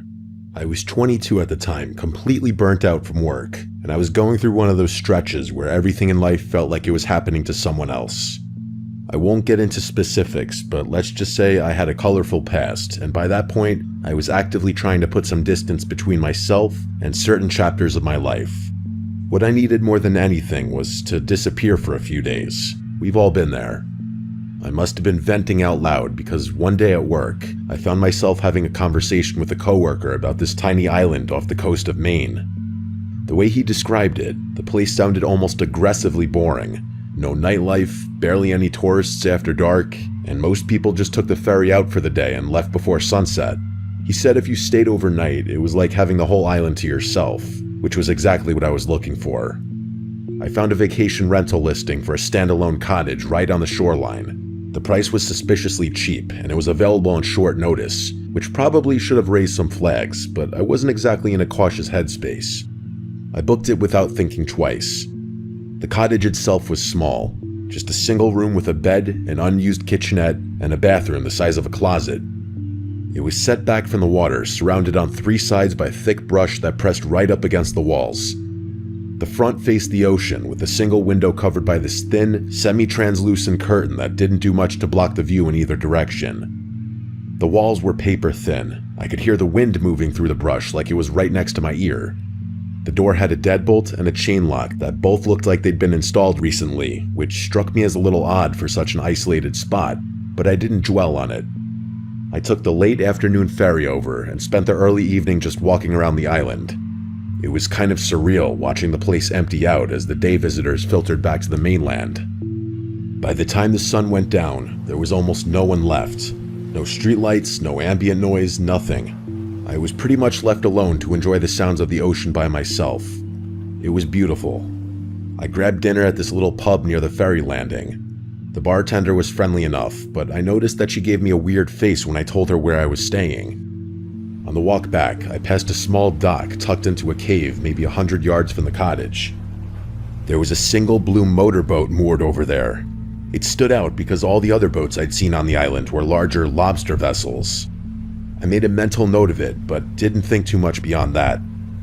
I got back to the cottage around 10:30, locked the deadbolt in the chain, and settled in for the night. Up until that point, I was really enjoying the time away from everything. But of course, that peace didn't last. I realized my phone charger was busted, or maybe it was the outlet I was using. But the point is, my phone wouldn't charge no matter what I tried. I tried every outlet in the cottage. My phone was on low battery, and I was 100% sure it was going to die within the hour. Luckily, I didn't really need it to get back to the ferry. I had a physical ticket, but no one likes having a dead phone. I decided to just call it a night and go to sleep. I was exhausted anyway, and I did fall asleep pretty quickly actually. The exhaustion from the past few nights hit me all at once, and I was out within a few minutes of my head hitting the pillow. I woke up randomly in the middle of the night. I don't know what pulled me out of my sleep exactly, but once I was awake, I heard it. Footsteps on the gravel outside the cottage. They were close, right in front of the door, and whoever was out there was taking their time, which I could tell because there was a long pause in between each step. It definitely didn't sound like an animal scurrying around. I shifted in bed just slightly, and the footsteps stopped immediately. The silence that followed was uncomfortable in a way that I couldn't really describe. It stretched on long enough that I started to convince myself I'd imagined the whole thing, or that it really had just been an animal. I didn't want to move, so I just stared at the ceiling in that same position.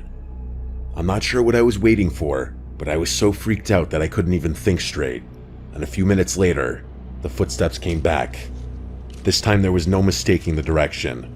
They weren't passing by, they were approaching. I heard them come right up to the entrance of the cottage and stopped directly in front of the door. At that point, my heart was damn near pounding out of my chest. I felt like they could hear it, but there was nothing I could do besides try and be as silent as possible. As if the situation wasn't bad enough, whoever was out there turned on a flashlight and tried shining it through the front door. I couldn't move because I was petrified in fear. That person clicked off the light and tried the door handle. I shut my eyes and prayed the deadbolt would hold, and it did. I thought that would be enough of a deterrent, but I was wrong. A few seconds passed, and then they tried again, putting more weight into it this time. Then came several hard bangs, one after another. The sound was so loud in that tiny little cottage that I actually flinched with each impact. The bangs activated my brain though. The threat was more real, and even though I was still terrified, I knew I had to do something. So without thinking, I jumped out of bed while that person was still banging on the door and crouched down behind it. I was fully prepared for what was about to happen, but instead of that person bursting through the door, everything went quiet. I stayed crouched down for a few seconds, trying not to breathe too loudly. And then, and I still remember this vividly, whoever was on the other side of the door spoke. "I know you're in there, Leo." I almost yelled out in shock, but I stopped myself. It was a man's voice, one I didn't recognize, but he somehow knew my name. He knew I was there. The footsteps moved away from the door and along the side of the cottage. I tracked the sound as it passed the bathroom wall and continued around. He was taunting me. He knew I was in there. My confidence was gone. Hearing my own name was enough to make me dizzy. It was the scariest moment of my entire life. Over the next stretch of time, I have no idea how long, maybe 20 minutes, maybe an hour, whoever was outside circled the cottage. I had no idea what they were doing, and a part of me was screaming for them to just break down the door and get it over with already. Eventually, the footsteps receded from the cottage. Then, from the direction of the dock, I heard an engine start. It was the unmistakable sound of a small outboard motor. I listened as it pulled away from the shore and faded into the distance across open water. I didn't sleep after that. That's not an exaggeration. I stayed awake the entire night. The second it was bright enough to see, I was out the door. The gravel around the cottage told the whole story. There were heavy boot prints circling the cottage multiple times. The prints led in a straight line from the cottage toward the dock and ended right at the water line. The next day was honestly a blur. I returned the key to the property owner, boarded a ferry, and made it home. But I was not in a good headspace. Here's the thing that still gets me. Whoever was outside that cottage didn't come from the island. They came by boat, specifically to that cottage, and on that specific night. They knew my name and exactly where I'd be. The thing is, I have absolutely no idea how they could have tracked me down. I confronted my coworker about it a few days later, the one who told me about that island in the first place, and he swore up and down he hadn't told anyone about my trip. And honestly, I believed him. He looked genuinely freaked out when I told him what happened. I mentioned earlier that I have a colorful past. I'm not going to get into the details, but let's just say, I'm not exactly shocked that someone out there might want to find me. What I still can't wrap my head around is, how did someone track me to some random island off the coast of Maine? How did they know which rental I'd booked, and on which night? How long had they been watching me before any of this? I don't have any answers to any of those questions, and the worst part is, I still work the same job and live in the same place. Nothing has changed since then, but I have no reason to believe things are over.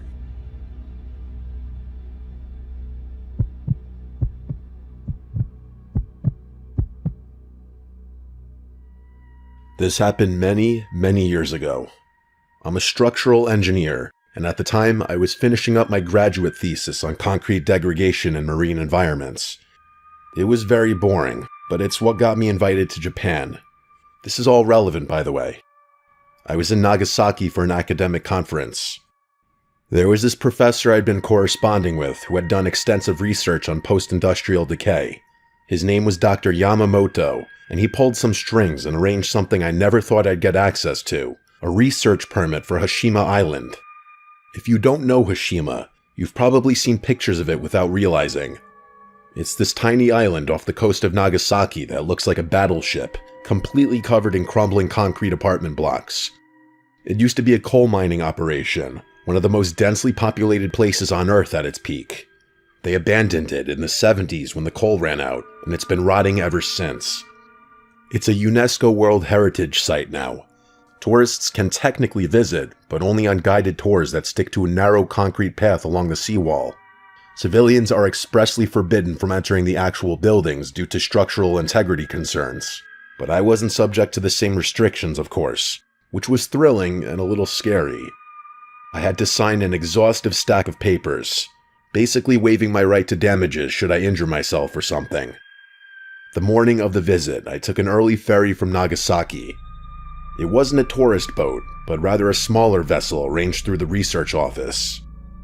It was just me and my escort, a guy named Takeshi. He didn't talk much. I didn't really mind because I was so hyped about the excursion. The approach to Hashima plays tricks on your eyes. When it first appears within your line of sight, it looks deceptively small, insignificant almost. But then, as you get closer, the scale of it hits you. The seawall wrapping around the entire island, the apartment blocks stacked on top of each other. It really is something else. I had seen hundreds of photos, but none of them prepared me for actually laying my eyes on what I can only describe as a true wonder. Takeshi gave me the briefing on the dock. I had access to several buildings beyond the normal tour route.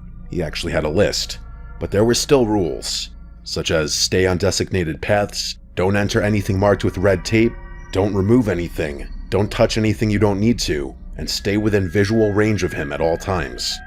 He said that last part twice. I also had to wear a hard hat, steel-toed boots, and these bulky reinforced work pants that made it a little difficult to walk. Despite all the excess gear, the first couple hours were amazing. I was taking photos, taking notes, completely in my element. Takeshi followed at a distance, occasionally glancing at his watch. He clearly wanted this over with. We entered one of the large residential blocks around midday. The stairs were intact, but barely. You could see daylight through the gaps in the landing. Takeshi waited on the ground floor while I went up, which I thought was a little strange given his whole stay within visual range speech, but I wasn't going to argue. It was kind of irritating having him follow me around anyway. I was on the 4th floor examining a section of wall where the concrete had completely separated from the rebar underneath when I noticed something off. The dust patterns were wrong. There was dust everywhere, obviously decades of it, but there was this path through it, like someone had been walking this route regularly. Not recently maybe, but often enough that the dust hadn't fully settled back. I followed it with my eye and realized it led to a room at the end of the corridor. I should have gone back down to tell Takeshi, which would have been the smart thing, but I was curious and wanted to check things out for myself. He probably would have just ushered me back downstairs anyway, depriving me of ever getting an answer, so I carefully walked over to the room and pushed the door open. I immediately noticed 2 things, both of which were incredibly unsettling. Firstly, there was this weird smell emanating from the room that I didn't recognize. It didn't really smell like anything natural, but I couldn't recognize it as any kind of human smell either. I know that makes no sense, but that specific smell was genuinely something I have never encountered before. The second thing was even more confusing. The wall I touched was hot, or at least noticeably warmer than any of the other surfaces I'd felt on the island. I stood there for maybe 30 seconds trying to process it. You might be thinking the warmth was probably due to sun exposure, and yeah, that makes perfect sense. That's what I was thinking too, even though there weren't any gaps in the ceiling. And I figured the smell could have been animals, even though I wasn't aware that any animals even lived on Hashima. I went back down and mentioned it to Takeshi. His reaction was immediate and strange. He didn't ask me any clarifying questions or even seem that concerned. He just told me that what I saw was impossible, and that no humans or animals lived on the island. He didn't even ask me to take him to that room. When I insisted that he follow me so I could show him the smell for himself, he flatly refused. His reaction was really disturbing, to be quite honest. We continued the tour, and I started being much more observant every time he allowed me to enter a building. I kept noticing weird things, nothing fully revealing like clothes or anything like that, but weird markings and signs that something had been there. I say something because I didn't know whether I was seeing signs of a person or signs of an animal, which was the most confusing part.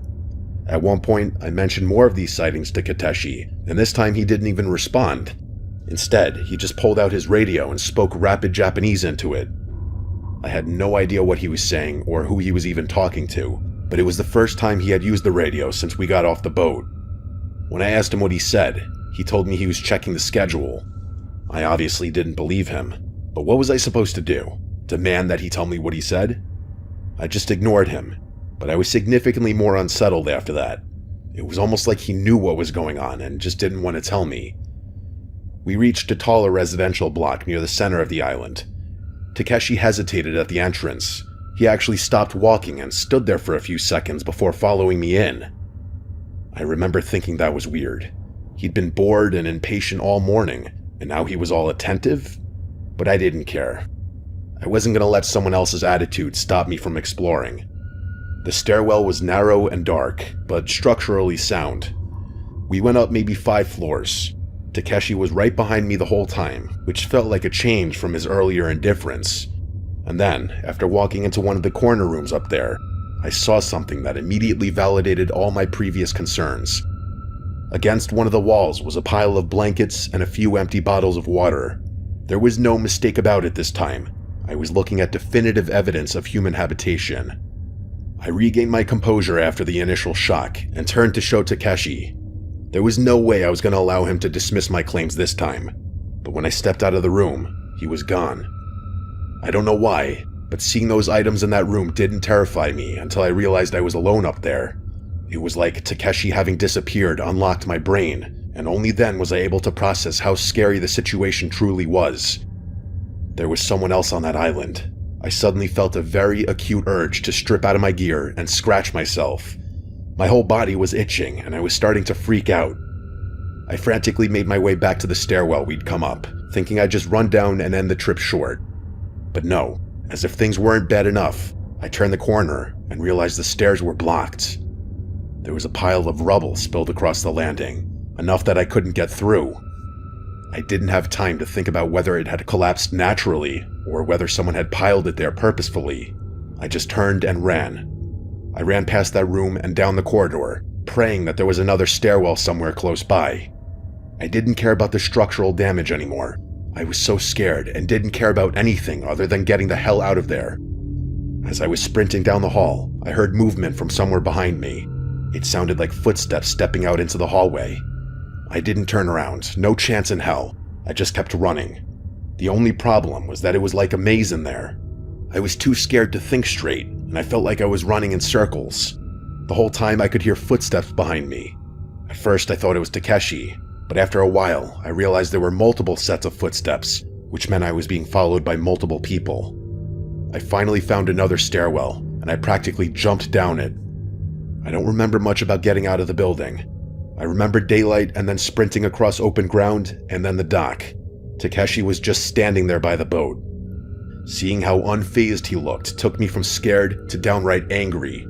I started screaming at him about what I had seen, about the people in that building, about him abandoning me, everything. I think I even accused him of piling that rubble up in an attempt to strand me in there. He barely even blinked. It was like he wasn't hearing what I was saying. I wanted to put my hands on him, but that would have been a terrible idea. He was my way off the island. He had all the power. I had none. The way he didn't even react to what I was saying only made me angrier. At one point, I actually kind of hoped that whoever had been stalking me in that building would turn a corner so Takeshi would believe me.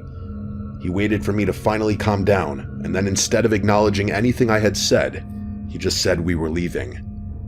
I didn't know what to think.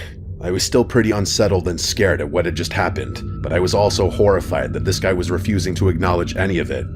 It genuinely made me think that he knew something about what had happened. Or worse, maybe he had caused it himself. Maybe he had been the one to pile that rubble. But the worst part was that I had to sit through an entire ferry ride back to the mainland with him. I was genuinely worried for my safety, but we made it back, and that was that. As soon as I got somewhere safe, the first thing I wanted to do was report my sightings. That there were people on Hashima. That was extremely concerning. So I contacted the only person I could think to contact. The only person who had any connection to both me and the island. Dr. Yamamoto. But I couldn't get a hold of him. Fast forward 2 weeks. I was back in the US at that point, and I still couldn't get a hold of him. It was like he had disappeared. I tried my best to report what I had seen to the relevant authorities, but I don't think anything came of it. I don't think anyone believed me. It's been years and years and years since this all happened, but this is a story I'll tell anyone who will listen. Strangely, the thing that gets to me the most isn't what happened on the island, but what happened after. The fact that I couldn't get in contact with Dr. Yamamoto, despite him going to great lengths to arrange my visit to the island. The thing I regret the most is not taking more action to get to the bottom of what was going on there. If I had spoken Japanese, or if I didn't have to return to the US so quickly, I might have been able to do something. This is something I'm gonna think about forever.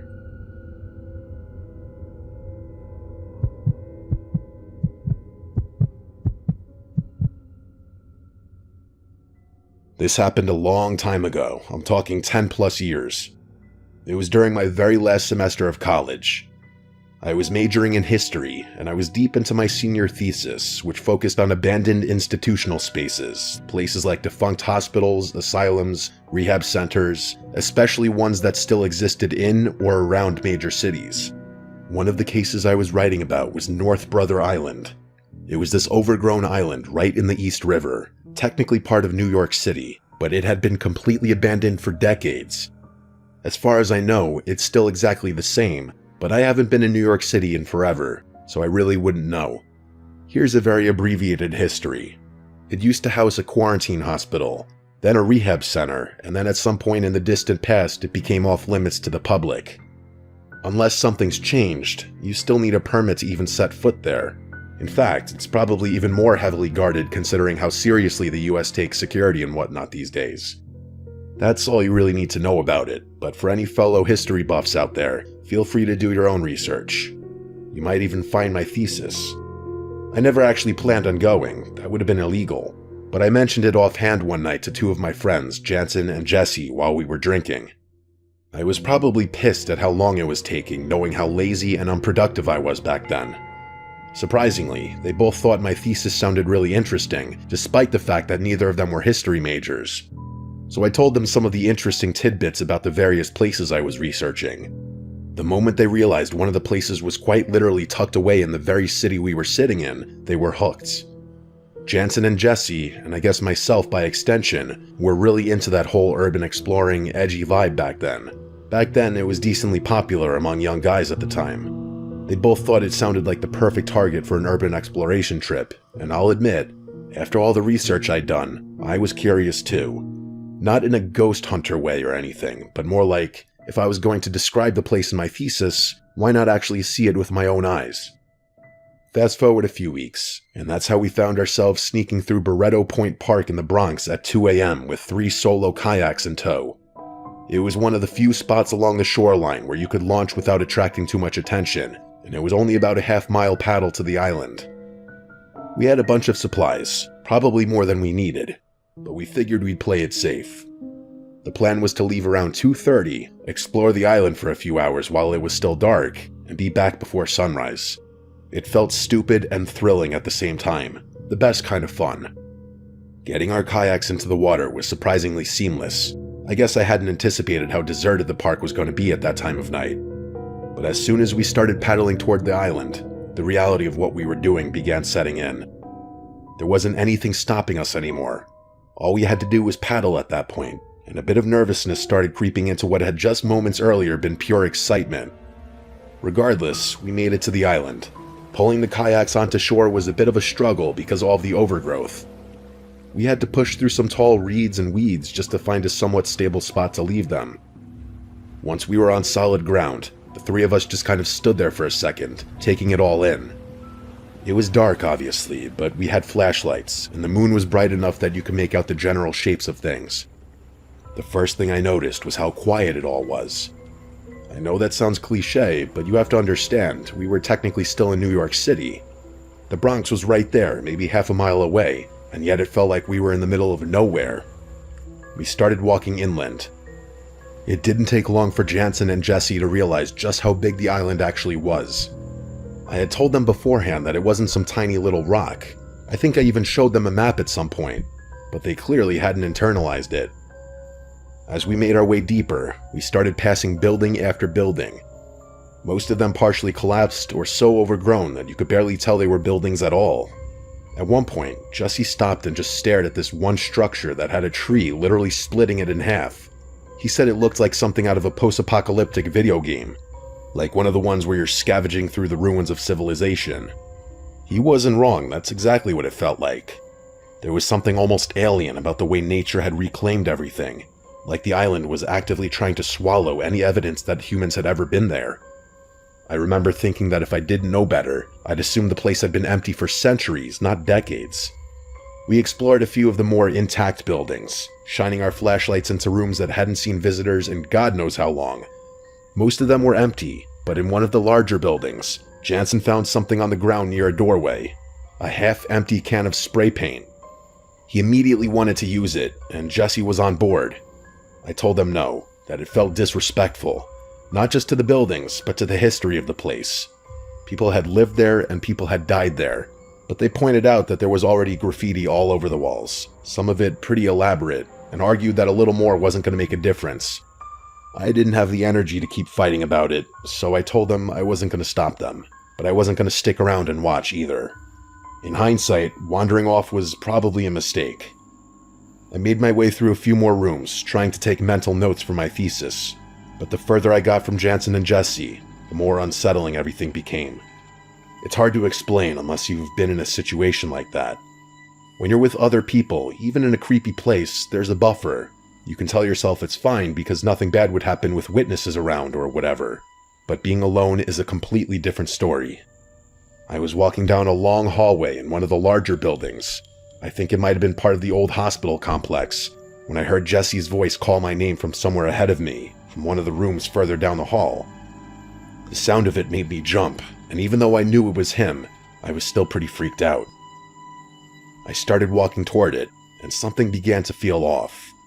For Jesse to be ahead of me, he would have had to take a completely different route through the building. That wasn't impossible. There were multiple hallways and stairways, but it would have meant he left Jansen almost immediately after I did, and then speed walked or even ran just to loop around and end up in front of me. That didn't make any sense. Why would he do that? There were too many rooms branching off from the hallway, and I couldn't tell exactly which one the voice had come from, so I called out to him, asking where he was. I got a response almost immediately from a room just a few doors down on my left.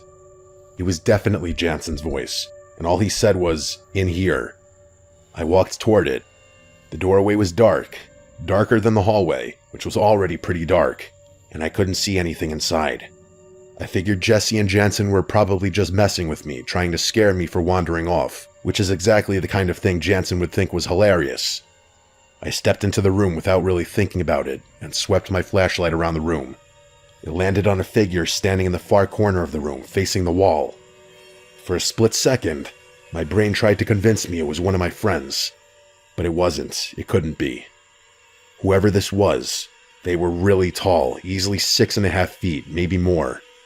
Neither Jansen nor Jesse were anywhere close to that height. I can't express how scary seeing that figure was. I screamed. I couldn't help myself. I ran out of that room as fast as I could. I didn't care about being quiet anymore.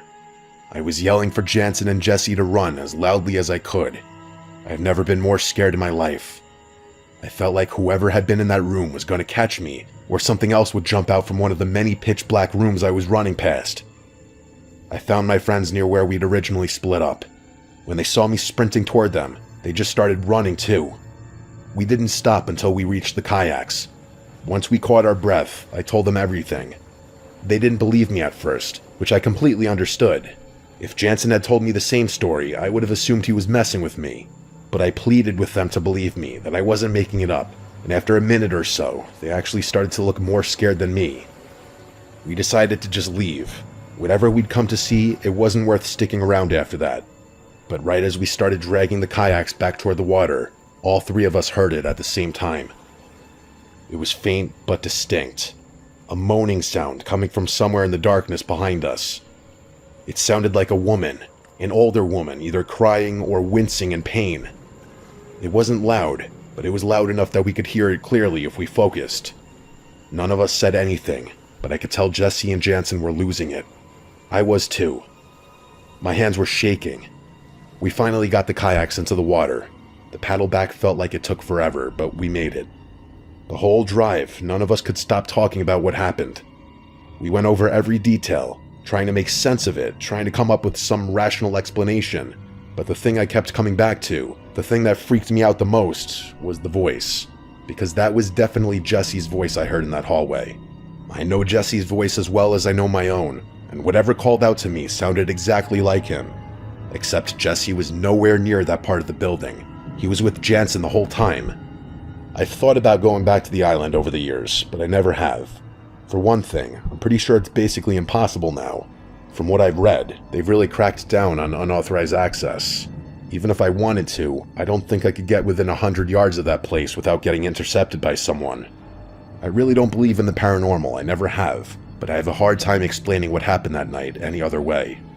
Someone was on that island with us, someone who knew my name, someone who could make their voice sound exactly like Jesse's. I don't think I'll ever get an answer to what happened that night.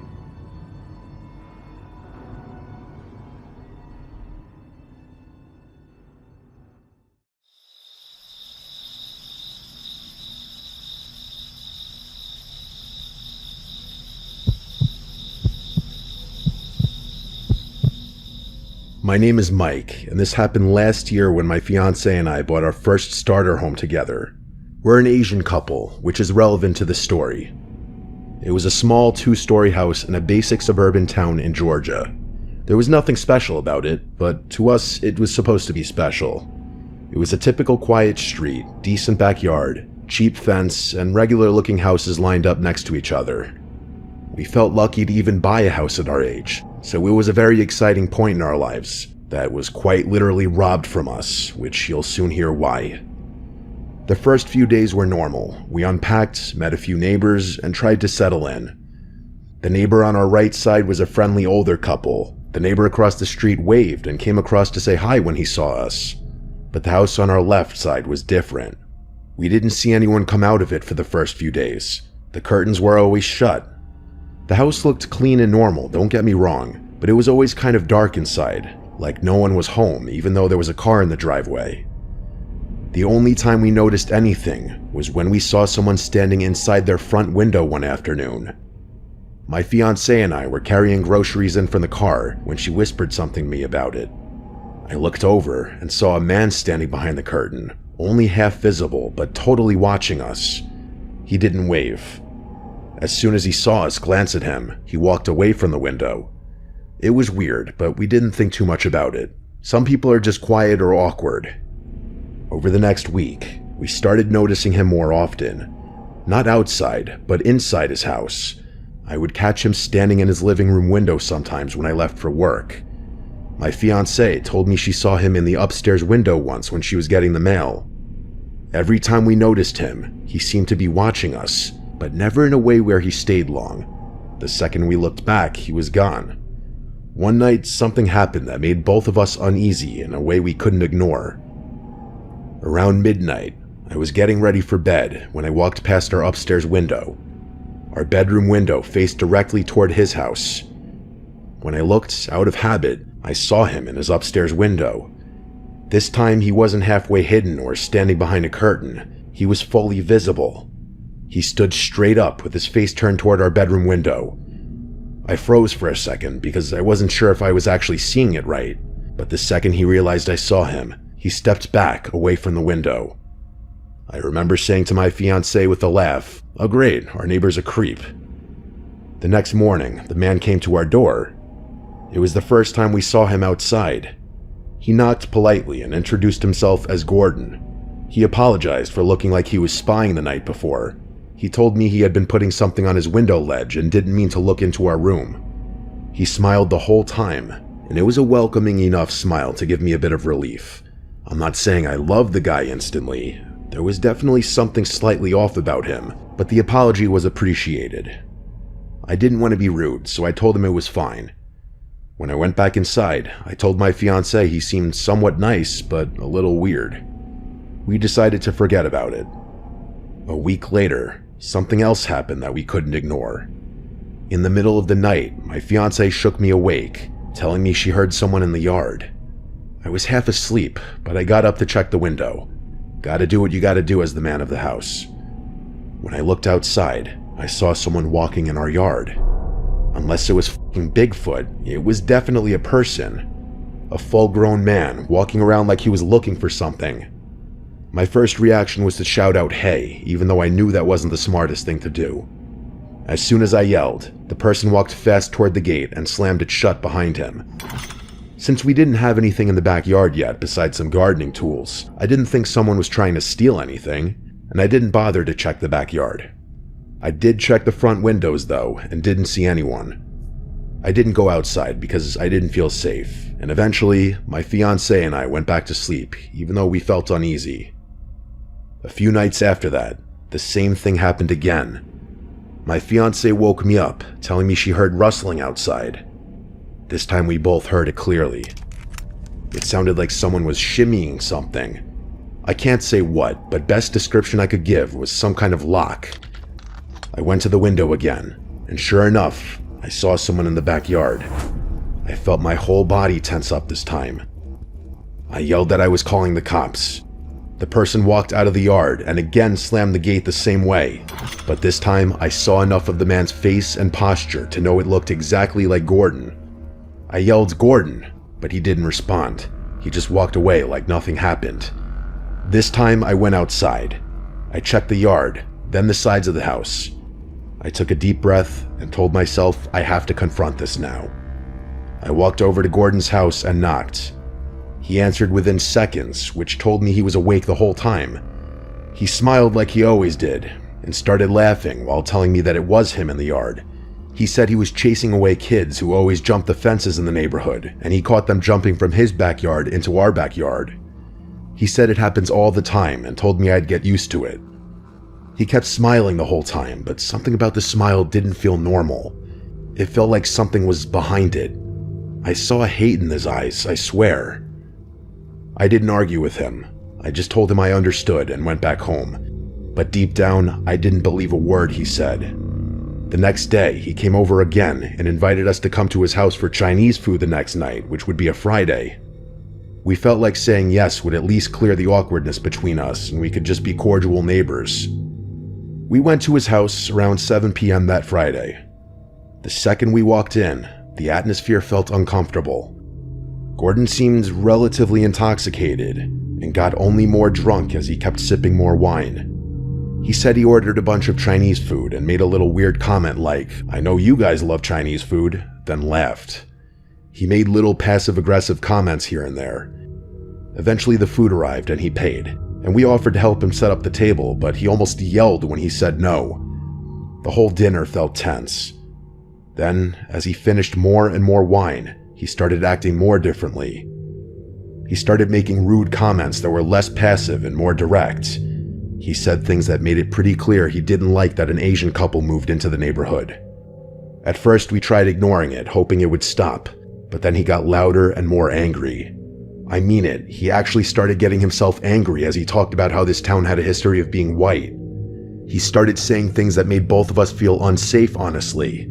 Then he told us that it was in fact him going into our backyard those nights. He didn't deny it or try to hide it. The climax of the night was when he yelled at us that we were not welcome there and that the neighborhood wasn't for people like us. At that point, we didn't say anything. We just stood up and left. We walked back to our house as fast as we could. We didn't even talk about it until we were inside with the doors locked. We didn't know what to do except go to the other neighbors. So we walked door to door, asking them about Gordon. Some of them were shocked when we told them what happened. Others weren't surprised at all.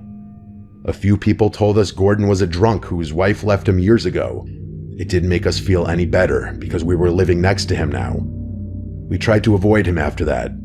We didn't look at his house, we didn't go outside unless we had to. But how long could you avoid your next door neighbor? Every night felt tense, like he could be watching us or trespassing again.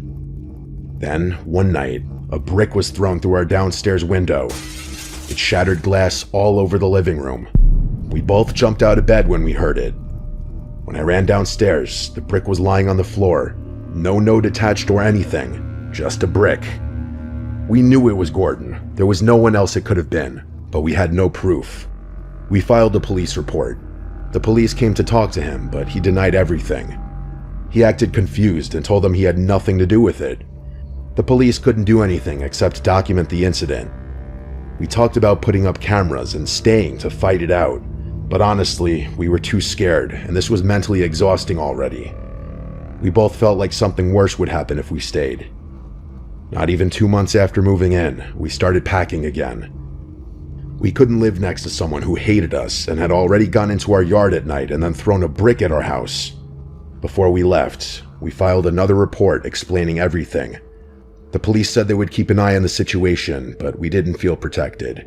We moved out of that house and out of that neighborhood as fast as we could. We left behind the home we thought would be our first chapter in life together. I still think if we stayed there, you'd have eventually heard of my fiancée and I on the news having been murdered by this man. I wish it wasn't illegal to dox people. Boy, would I love to drop his address in this story. All we can do now is move on and upward from here.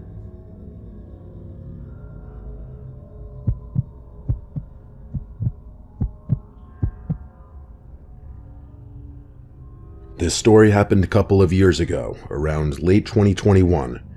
My name is Noah, and me and my fiancée Gabby, who is now my wife, had moved into a new house in a quiet suburban neighborhood. It was a nice 2-story house, perfect for our future family. The neighbors seemed friendly and welcoming as well. Most notably, the neighbors that lived to the right of us seemed the friendliest. It was a couple in their late 30s, but I wasn't really sure. The husband's name was Daniel, and his wife was named Veronica.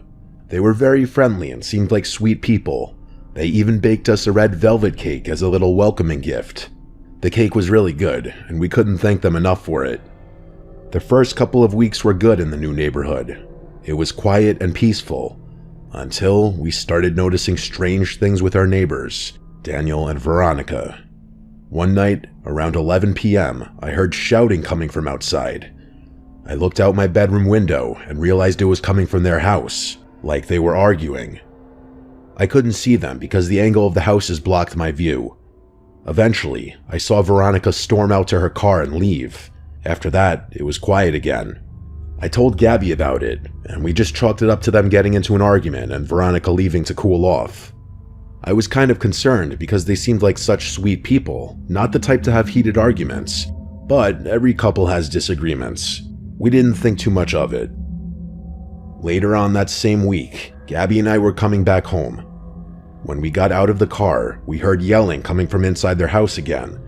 They had their main door open, but the storm door was closed, so we could hear them arguing clearly.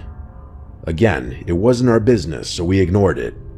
Then one day, I noticed Veronica's car wasn't there for a few days, but I assumed maybe she was on vacation. Daniel was still there because his car stayed parked, and I would see him go out once in a while. But then it became a week, then 2 weeks, and Veronica's car was still gone. My wife noticed too and thought maybe they got divorced or something, which would make sense due to their constant arguing. But the way she left was so sudden. One day her car was there, the next it was gone. And Daniel was acting weird. Every time we saw him, he would try to avoid us. He wouldn't wave like neighbors usually do, and the rare times I talked to him, he would talk fast and try to end the conversation as soon as possible, like he was nervous. Something was definitely up with him. After 3 weeks of Veronica being gone, I decided to go over and ask Daniel how things were. My fiancé argued against it, saying it wasn't our business and to leave it alone. But curiosity got the best of me, and I knew she was curious too, so I rang his doorbell. I knew he was home because his car was there.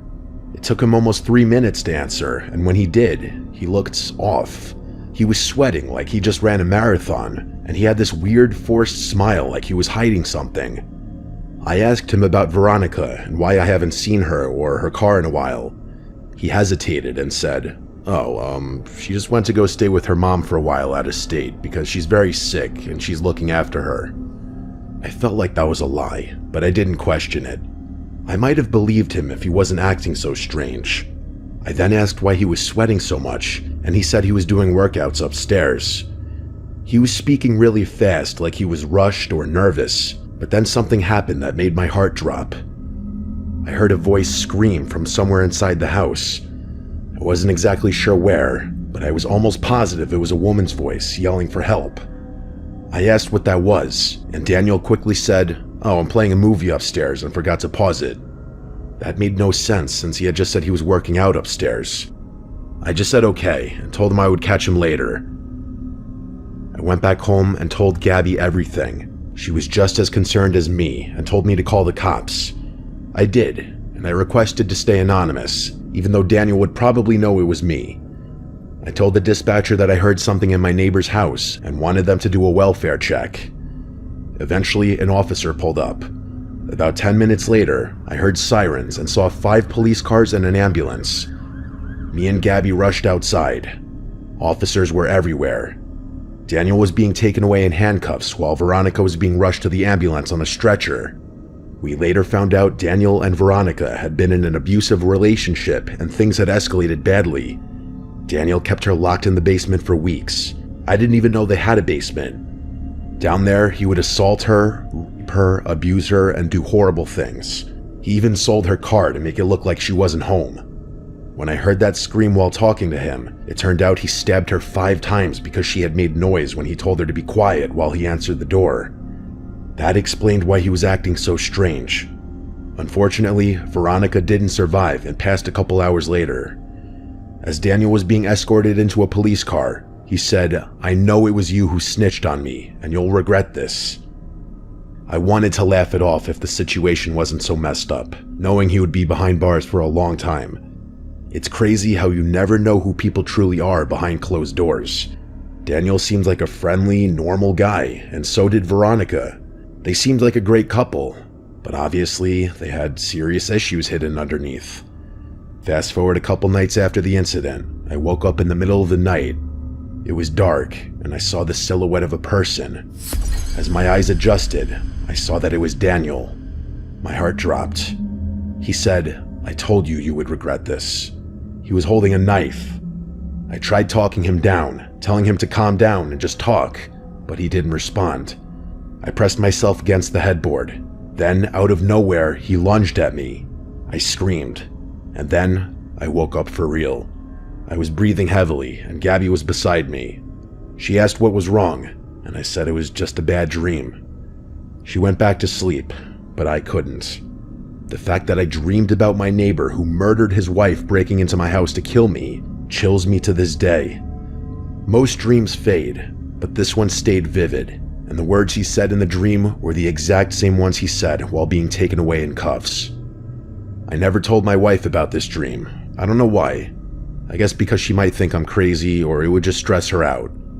Eventually, after we got married, we moved to another part of town. It's a nice, quiet neighborhood and a great house, but the whole event traumatized us. Knowing we lived next to a murderer still haunts us.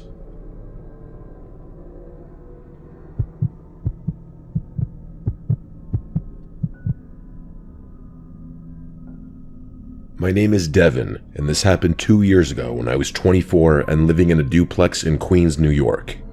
It was a small, old house that looked divided right down the middle. I rented the left side, and some man rented the right side.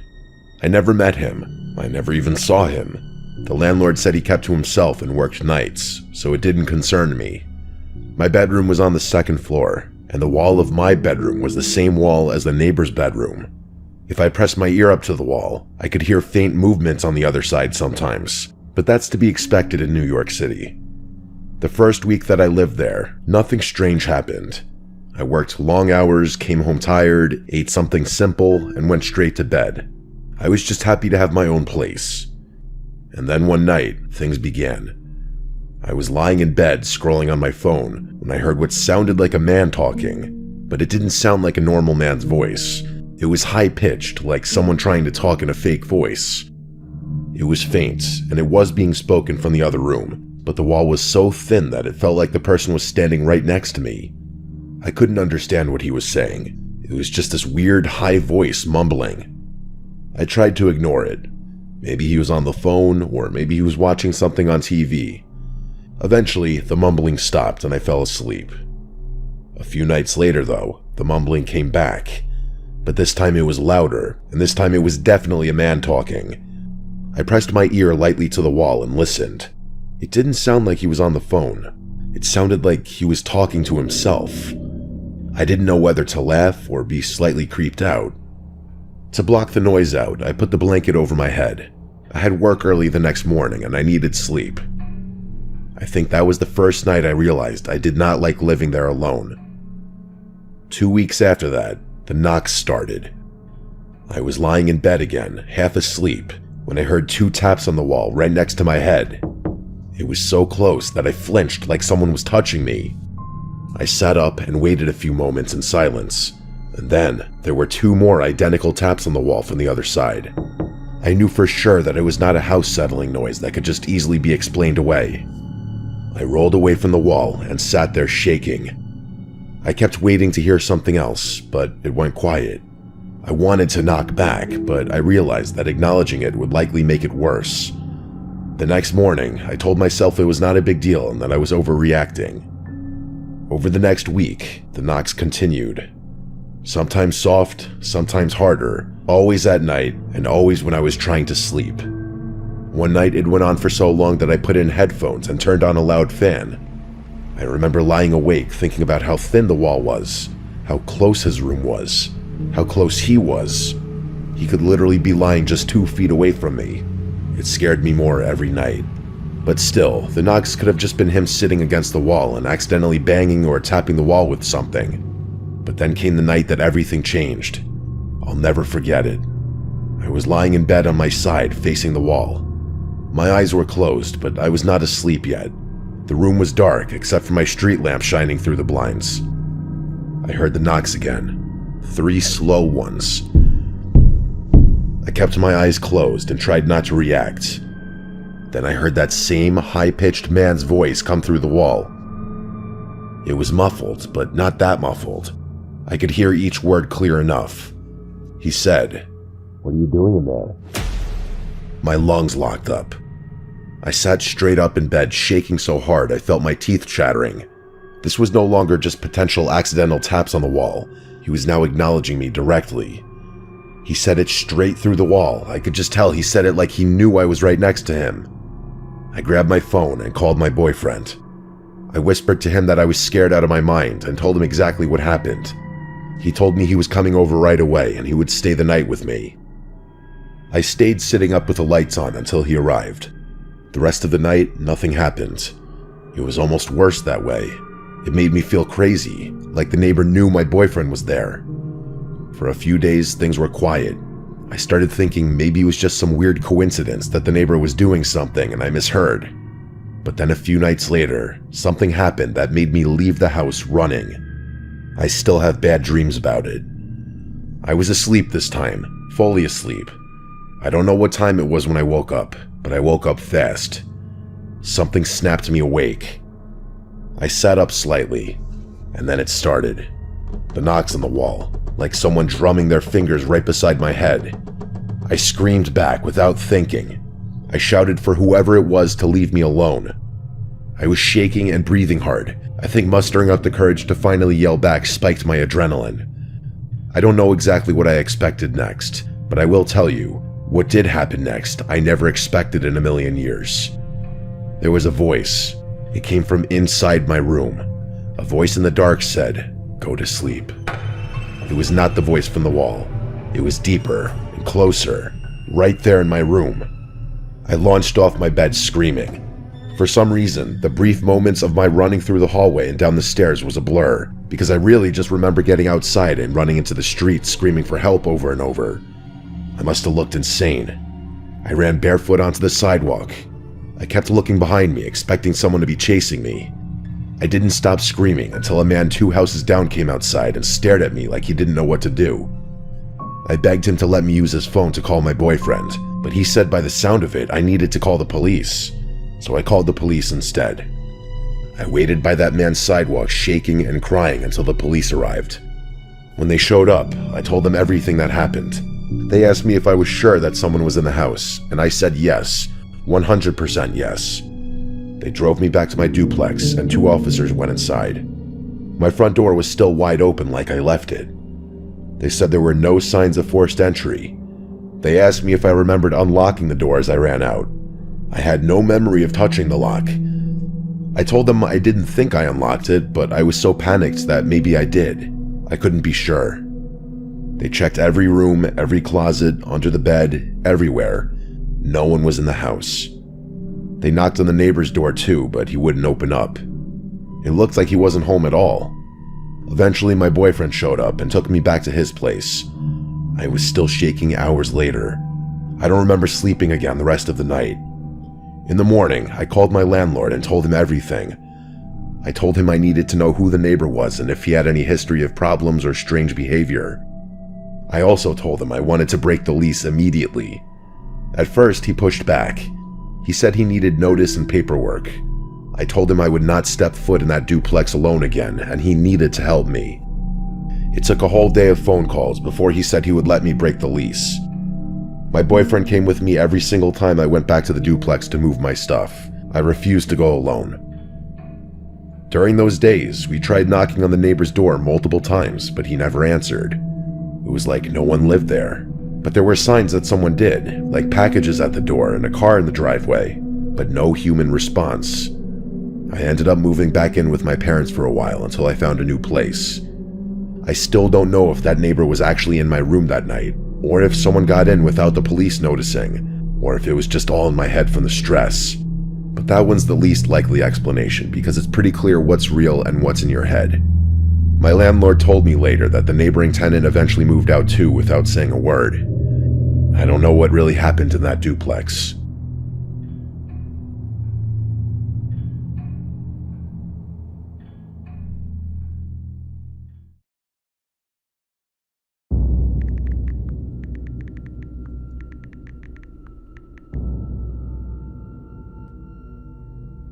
I didn't go away to college, so meeting girls and overall socializing wasn't as spoon-fed to me as the kids who went away to party schools and prestigious universities. In my freshman year, I grew bored fairly quickly as my friend group had shrunken tremendously. Meeting people at what was basically a commuter college was next to impossible unless you joined clubs or sports. So my main source of meeting girls, at least, was Tinder and Bumble or Instagram. One day I got a follow request from some very attractive girl named Miranda. I could tell she was attractive just based off her profile picture. I requested to follow her back, and when she instantly accepted my request, I started to look through her pictures a bit to make sure it wasn't a catfish. Her profile seemed real. She had around 4,500 followers. She only followed a few hundred people, and all her pictures had a lot of likes and comments. And then she DM'd me, and my face lit up. She DM'd me saying she found me on Tinder and thought I was cute, which, yes, I had my Instagram username in my Tinder bio at the time. She also had photos posted dated back to beyond a year prior, so everything checked out on my catfish radar. We chatted in the DMs for a few days. When she posted a new picture, I liked it and commented on it as she asked me to. I just put down a couple fire emojis. She liked it, of course. I checked some of the other comments, and they were also from guys gassing her up, throwing her compliments left and right. Clearly, I wasn't the only guy talking to her, or at least trying to. Well, one night we struck up a conversation once again, still in the DMs. I told her I had the house to myself that night and figured I'd be risky and invite her over. She seemed pretty open to it. I just tried my best to keep it as lighthearted as possible. I gave her my address just to ask her how long of a drive it would be. She said 10 minutes. I then confirmed if she was coming or not, and she replied, "Yeah, I'll come." Then she asked me how old I was, and I said 18. She replied that she was 19, but this conflicted with something that I remember she replied to one of the many other men commenting on one of her posts. His comment was something like, "Damn girl, how old are you?" And she replied 25. The guy she was responding to was some bald guy who looked to be in his 50s. This got me suspicious. I started analyzing the people who were commenting on her posts a little more, and I realized they were all guys. There were no female friends of hers commenting supportive stuff that you'd see on basically any other girl's Instagram. And most of the comments seemed to be just old, creepy dudes telling her how sexy she was. I then looked for any pictures of her with other girls, maybe some friends tagged in a picture. But no, any pictures of her with other girls in it, the girls were not tagged in, and there were no comments from any of the girls in the pictures. This was starting to scream catfish, so I blocked the account. Not long after, talking within 10 minutes, I started getting spammed with DMs from 3 random accounts. They all had profile pictures, but all of them had less than 50 followers. They all appeared to be fake, and they were DMing me threats about how I shouldn't have done that. I gave in and replied to one of them, and instantly, it replied back, "Unblock Miranda." I blocked that account as well, and went to unsend all my recent DMs to that Miranda account, specifically the one with my address in it. I counted myself lucky I didn't give the account my phone number or any other info. I also set my Instagram profile to private.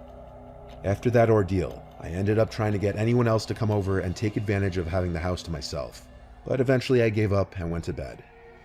I have trouble sleeping 90% of the time, and this night was no exception. So after I'd say at least an hour and a half of trying to fall asleep, I heard noises from outside in the living room. Now this was in February, so it was freezing out and the heat was on full blast, so there were always ticking and clicking sounds from all the baseboard heaters. But a couple noises sounded a little different, like louder. I didn't go check though. And while each click and clack from around the house was making me look over into my dark room, making sure no one was there, I eventually somehow fell asleep. But not for long. I woke up and it was still dark in the room. I knew something woke me up, like how sometimes you hear a sound in your sleep and it's a delayed reaction before you wake up a few seconds later. Well, that's what happened here. I sat up in my bed, the clicking of the heater still filling the room. I looked in the far corner of my room, and at first I didn't believe what I was seeing. I looked closer and could see it better. There was a person in the corner of the room, and I swear I could see their grinning face. I was so scared in that moment, I got up from my bed, unable to even scream. I ran all the way outside into the snow in my bare feet, and I rang the neighbor's bell a million times. While in there, I basically cried to them that someone was in the house, and I used their phone to call 911. When police searched the entire house, they didn't find anyone. The back door and side door were both locked, and so were most of the windows. The only possibility of someone getting in would have been through one of the backyard windows, which was left unlocked. The police officers comforted me in letting me know that it may have just been a hallucination, which I learned through research can happen in the moments after just waking up for some people. Sleeping in the house alone the rest of the night was the most anxious thing I'd ever done after that, but I really won't ever know for sure if what I saw was really just a hallucination, or if, God forbid, whoever was running that Miranda catfish account was in my house. A few months after this incident, that account was either deleted by the user or taken down by Instagram. It no longer exists.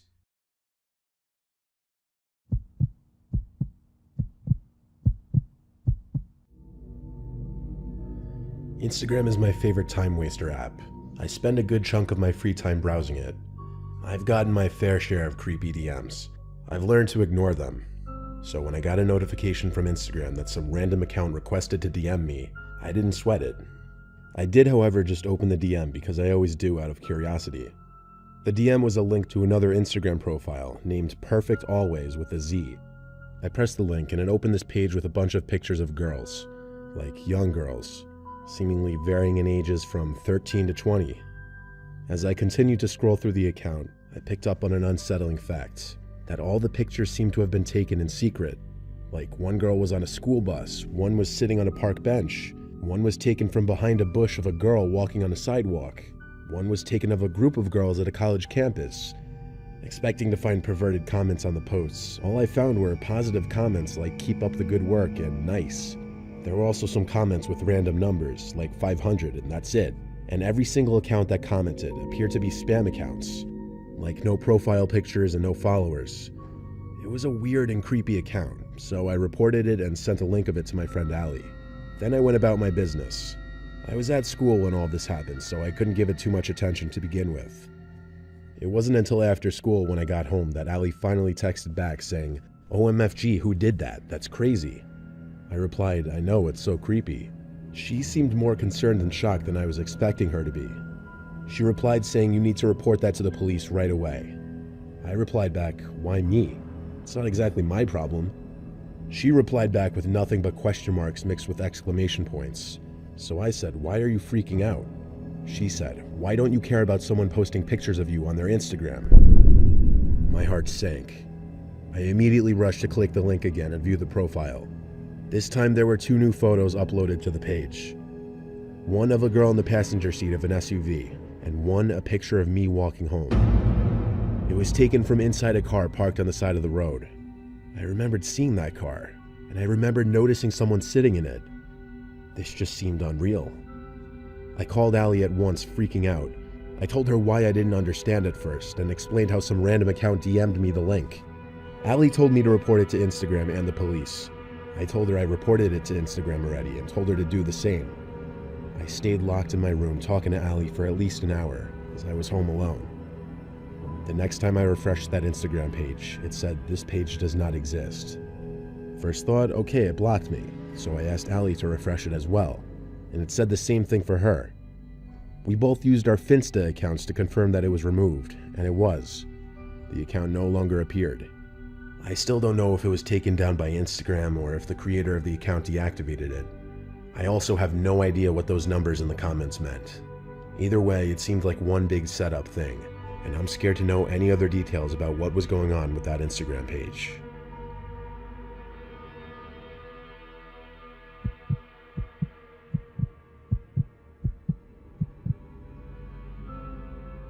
This situation happened in my first year of high school. I was 15 years old and lived pretty far from school, which resulted in me taking public transportation to and from there.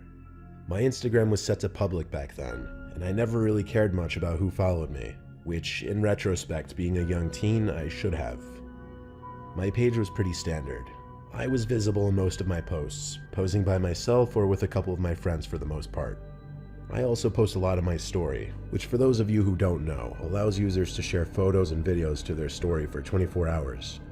In those stories, I would sometimes include a shot of me waiting for the bus or at the subway with music playing in the background. I remember posting such one day, and randomly looking at my stories and seeing who viewed them. I had around 120 views, most of them from people I knew. One account in particular stuck out. The profile pic showed an unfamiliar middle-aged man. The selfie was taken at a weird close-up angle, like those cliché parent selfies. He had seen every one of my stories posted. I didn't really think that much of it, and continued about my day. Hours later, when I was nearing sleep at around 2 a.m., I got notifications that that same man had requested to DM me, followed me, and liked all my posts. I had about 12 posts, so it wasn't a crazy amount of notifications.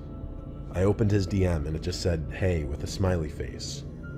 I definitely found this crazy weird, so I didn't respond and checked his profile. His username was odd. Sam with a bunch of numbers. He only had one post, the weird angled selfie with 2 likes. I finally got a decent look at his face. He was pale and bald with dark tinted sports glasses. He seemed to be wearing a ripped white t-shirt. He had 5 followers and was following around 400 people, which mostly consisted of teenage girls, young women, and a few celebrities. Realizing what an actual creeper this guy was, I blocked him, plain and simple. In the morning, I got off the subway stop that's next to my school and took a seat on the bench in the middle of the platform to adjust my backpack. Upon doing this, I felt someone watching me. The platform was packed with people, so I thought maybe it was just my anxiety. I rose up and turned to find the now familiar middle-aged creep staring at me. His eyes were a glossy blue color, sunken and droopy. He stood a good 20 feet from me, just gawking with an angered frown. I felt a strong urge to throw up and cry at the same time. My skin prickled and my whole body filled with fear. Everything I was feeling was multiplied by 1,000 as I realized he was slowly walking towards me. No one paid him any attention, no one batted an eye, and I remember breathing hard and heavily, wishing someone would pick up on what was happening. I turned and speed walked around and past people trying to lose him, though with each step I took back, he took 2 steps forward. He was getting a lot closer to me by the second. It was all happening so fast, and I honest to God didn't know whether to continue to run or attempt to draw attention to him. I ran into a woman with a seemingly friendly face on the stairs, and that's when I decided on the ladder. I told her that guy in white is following me. As I spoke, I heard my own voice quiver, and that's when I realized how afraid and panicked I actually was. She noticed the man I was referring to at the bottom of the steps, and right away she called him out. She told him to stop following me or she'd call the police. Her shouts made him freeze as others began to stop and take note of the situation. She stood protectively in front of me, waiting for his next move. I took the opportunity to snap a quick pic of his face that I would later use to report him. In my head, all I thought was, he's not going to do anything with people watching me. He can't be that stupid. And I was right. He turned around and got on the next subway train. The woman walked me to my school, and on the way, I couldn't help but wonder how that man could have possibly found me. And then I remembered. I posted a story of the subway stop I got off. That realization alone made my skin crawl and taught me a very important lesson to never reveal your specific location to your public social media. After the woman walked me to my school, I thanked her and actually gave her a hug. I don't know what I would have done if she hadn't stepped in. I wasn't brave enough to say anything to the man, so frozen in fear, but that woman was, and I'm forever grateful for her. And I hope that if anyone is ever in her position, that they will step in and use their voice to help.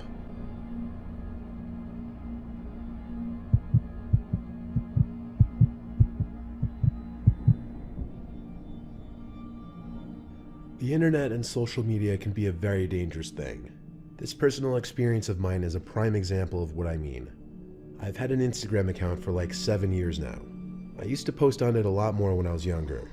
These days I really don't post at all, and I only open the app like once a day just to browse my friends' posts or whatever. Well, recently I lost my phone.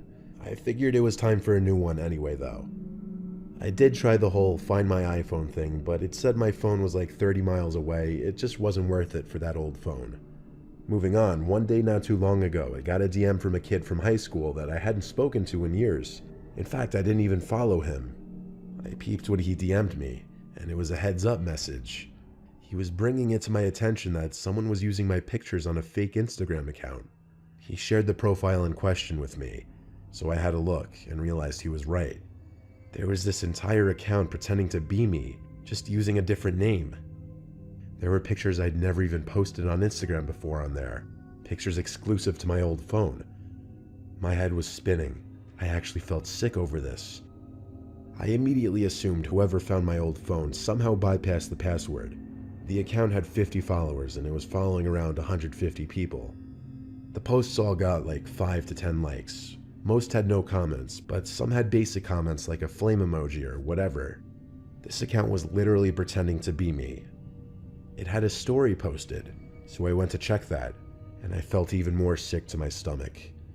It was a boomerang panning from my house to my car over and over, as if they were showing off both. A boomerang is basically just a looping 2-second video that goes back and forth from one point to another. This meant whoever was doing this knew where I lived, and had any other information I may have still had on that phone. The story was posted only a few hours ago. I immediately thought to go to find my iPhone settings and turn on lost mode. I regretted not doing that the second I lost that phone now.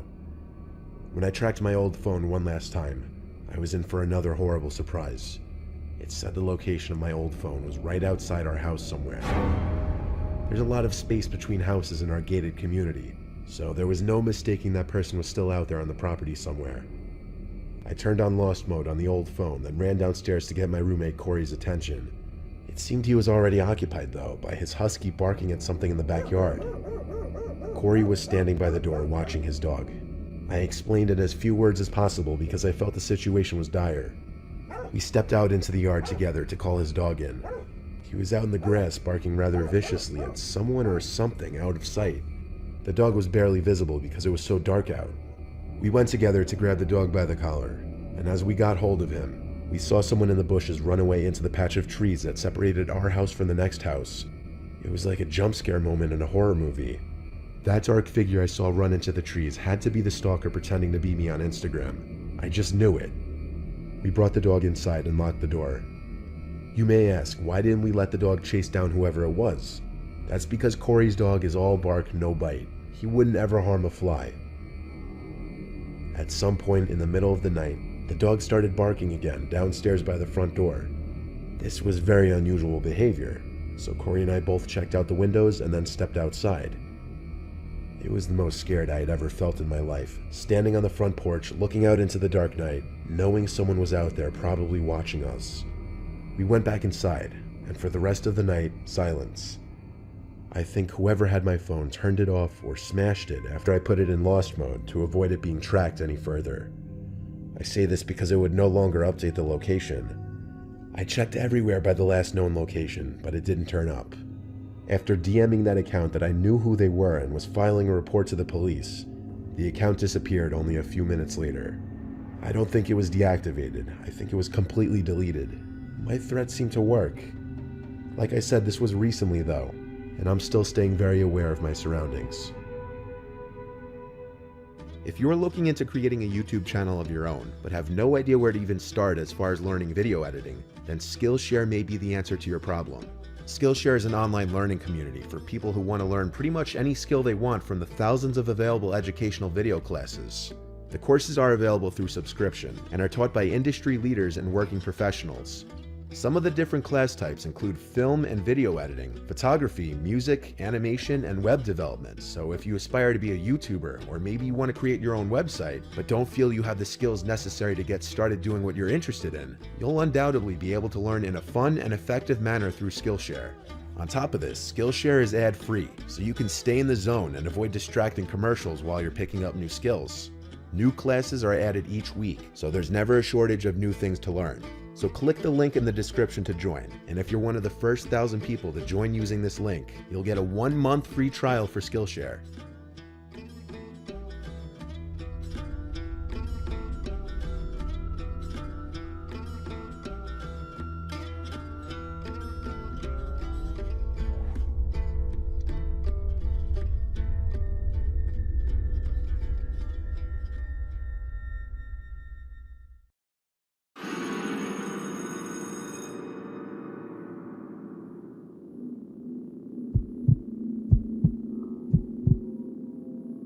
I was a new student to Southern Lehigh High School in Pennsylvania.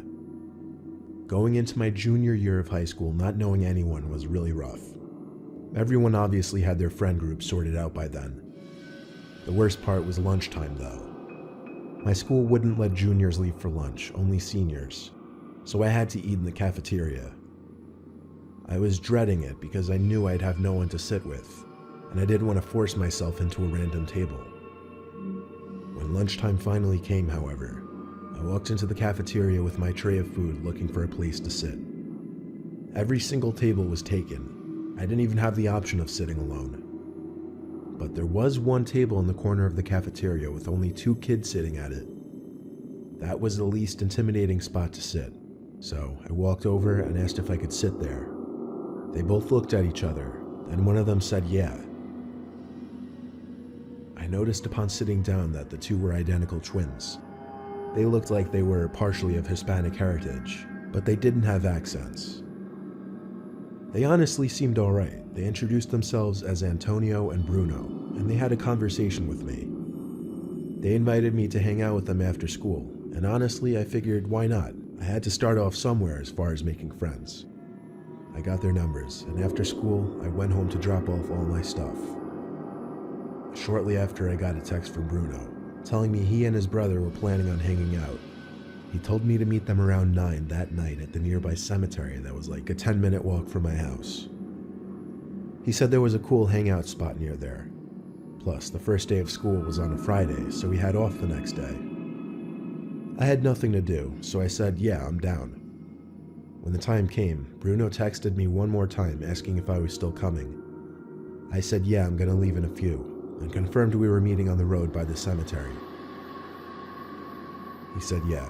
So I began my walk in the dark to the cemetery. The longer I walked, the more I thought about my whole move and being the new kid in high school, and thinking about the fact that I was literally walking to a cemetery at night to hang out with 2 kids I just met. But anyway, I got to the little road next to the cemetery and asked Bruno where they were. He started typing right away, and he said they were in the woods hanging by a small lake that they wanted to show me. Then he promptly sent his location. So I made my way into the woods, pushing branches out of my way, using my tiny phone flashlight as my only light. I started calling for Bruno and Antonio as I felt like I was close enough, according to the location he sent me at least. Suddenly I heard footsteps, so I stopped. Definitely footsteps approaching me, but they were very low and slow. I called out that they better not be trying to scare me. When they weren't answering me though, I decided this was stupid. I turned and started walking back towards the road. But those footsteps I mentioned earlier, they turned from quiet and slow to fast, and before I could even react, someone had their nails digging into my neck, effectively choking me. I heard a familiar voice screaming, "Grab him, grab him." I managed to break free from this sort of chokehold and sprinted towards the road. I know they followed me until the tree line by the road. I was faster than them, and I could run for miles. And that's what I did. I ran straight home and told my parents. They considered calling the cops, but I thought it would be better to get pictures of the nail marks on my neck and report it to the school the next day. That's what we did, and with the help of the text that I got from Bruno, I was able to get the 2 students expelled. My parents made me block both their numbers. I didn't exactly argue with that though. My parents wanted me to confirm that these kids didn't know where we lived, and I told them simply, not as far as I know. So anyway, one night about a week later, I woke up to my room feeling really cold. I heard the sound of wind blowing into my room, and I looked at the window to see it was slid completely open. I wondered if my mom came in to open it, but that would make absolutely no sense. It was like 50 degrees out that night. I walked over to it and looked down below. A few feet below my bedroom window, there's a part of the exterior of my house that comes outward, creating a sort of ledge underneath my window that my father always told me to jump onto in case of a fire. I shut my window and walked over to my parents' bedroom. I gently knocked and opened the door, and my mom groggily asked what. I had to ask her if she opened my window. She sat up saying, "No, why?"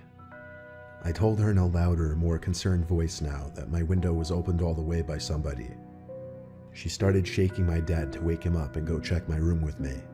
But when he woke up, he told me to grow up and go back to sleep. I left my parents' door open as I walked back down the hall to my room.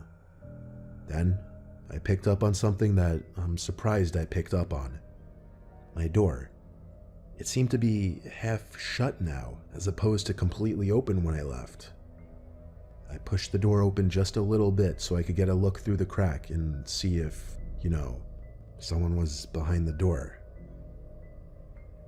Even though I had the thought of the possibility, I never could have actually expected to see it. There was someone hiding behind my door. I screamed for my dad like a little girl. I screamed so loud I'm sure it could be heard 3 doors down.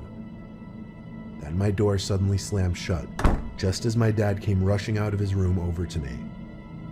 I screamed, "There's people in my room," so he barged into the room and turned the light on. At that moment, we saw the leg of a person jumping out my window. My dad ran to the window, then downstairs and out the front door to attempt to chase them down, but he came back a few minutes later out of breath, saying he didn't see anyone. Full of energy and fear, I swore it had to be those twins that I got expelled. My dad called the police, and I had to talk to them when they arrived, explaining the whole story back to the incident in the woods. My father backed up my story, but without proof of who entered, they said there wasn't anything they could do. They merely ordered us to lock the doors and consider installing cameras outside.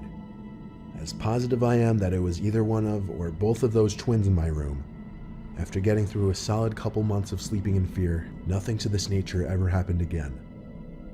Looking back now, I don't know why I was so willing to meet these kids in the woods at night. I should have realized in the cafeteria that day that they looked like trouble, and I should have stayed away.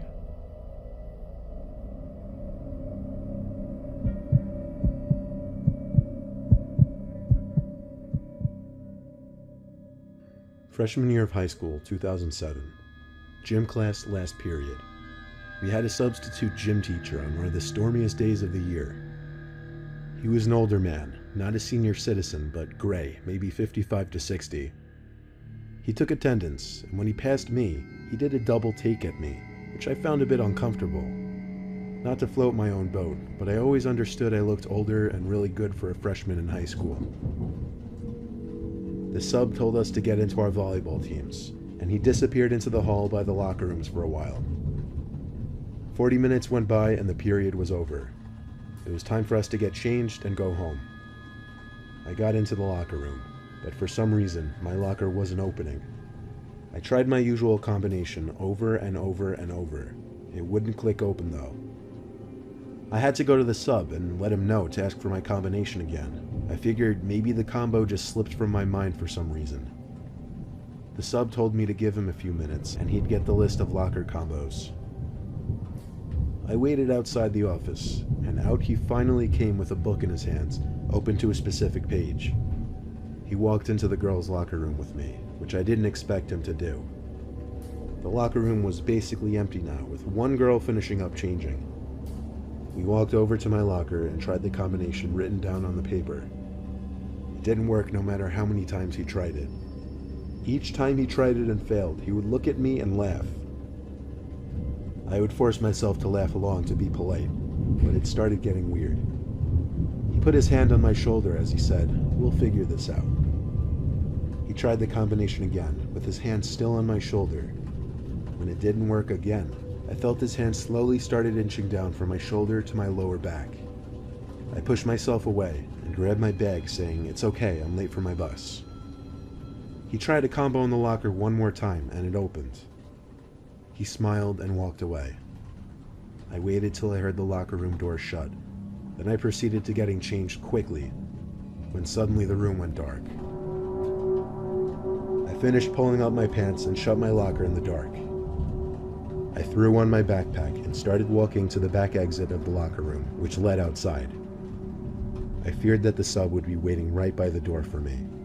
I got predatory vibes from him.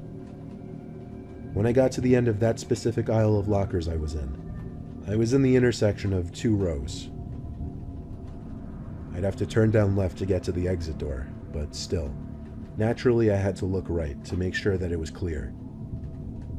There was a little light seeping in from one single rectangular window that sat under the ceiling. It was enough. Enough for me to see him peeking at me from around the wall of lockers. So that's when I ran for the exit door. He came over behind me saying, wait, it's not what it looks like." I ran outside into the rain off the campus of the high school and walked the rest of the way home, giving me time to reflect on what happened. By the time I got home, soaking wet, it came to me that he most likely changed my locker combination somehow as a way of getting alone with me in the locker room. As for what he could have possibly been planning to do when he cut the lights, I never wanted to imagine. Honestly, I was too emotionally scared and quite frankly embarrassed to tell anyone about it, not even my parents or friends. It was something I just kept to myself all these years, because truthfully, I just don't feel comfortable telling people.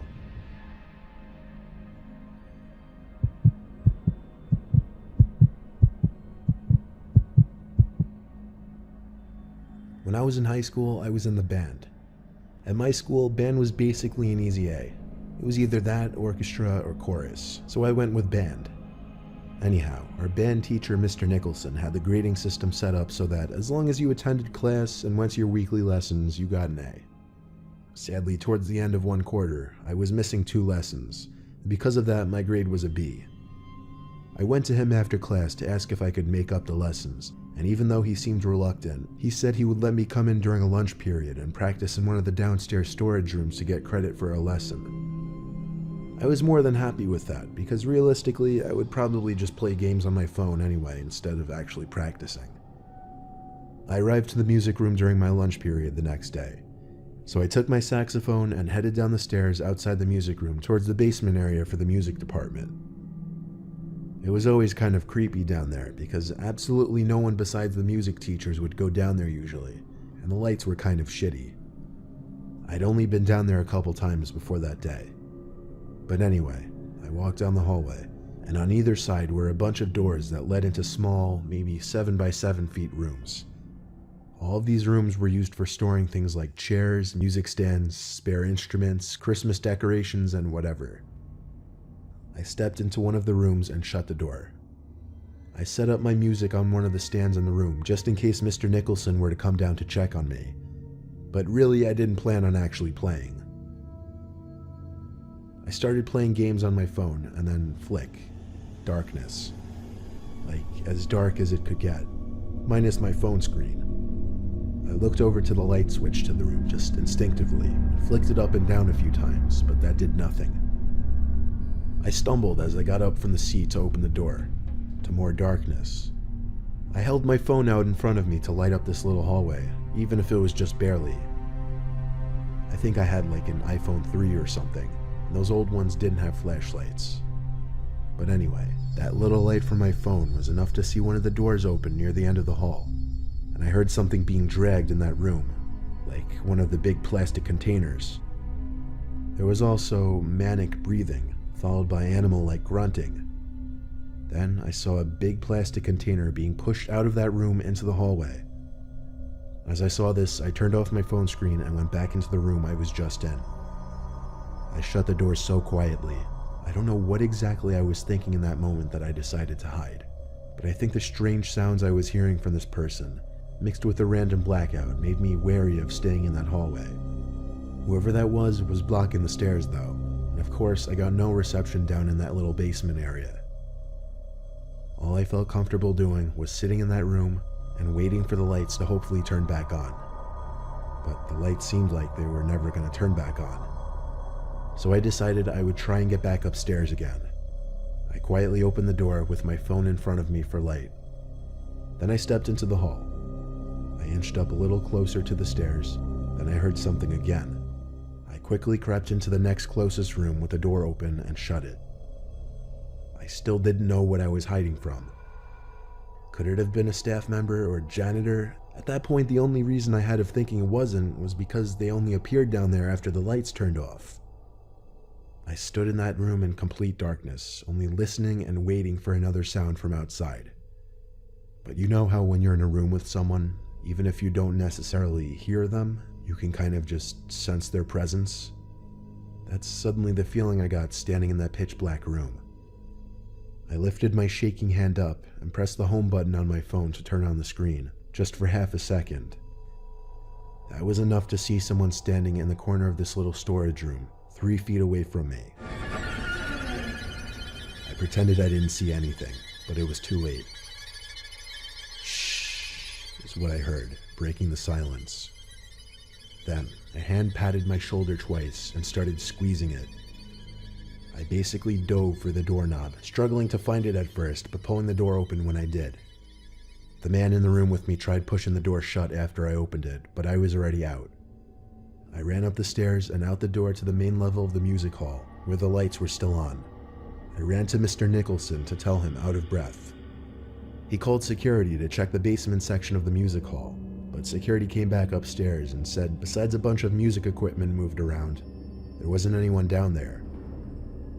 The rest of the period, Mr. Nicholson canceled his flute lesson, and I sat there in the room with him and 5 flute players explaining the whole story in detail, Without cameras in the music hall, there was no way of catching whoever went down there and killed the power for the basement. It seemed that he was trying to steal expensive music equipment. That, or God knows what else. The next day, I was called into the dean's office to give my story of what happened, and the rest is history.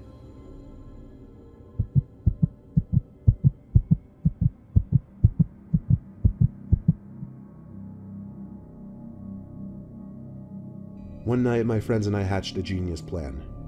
We'd sneak into the high school basement through one of the windows that was broken and never fixed.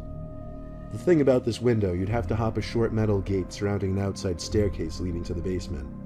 Not that it would effectively stop anyone, but it added that extra barrier that makes you feel like you're really doing something devious when you crossed over it.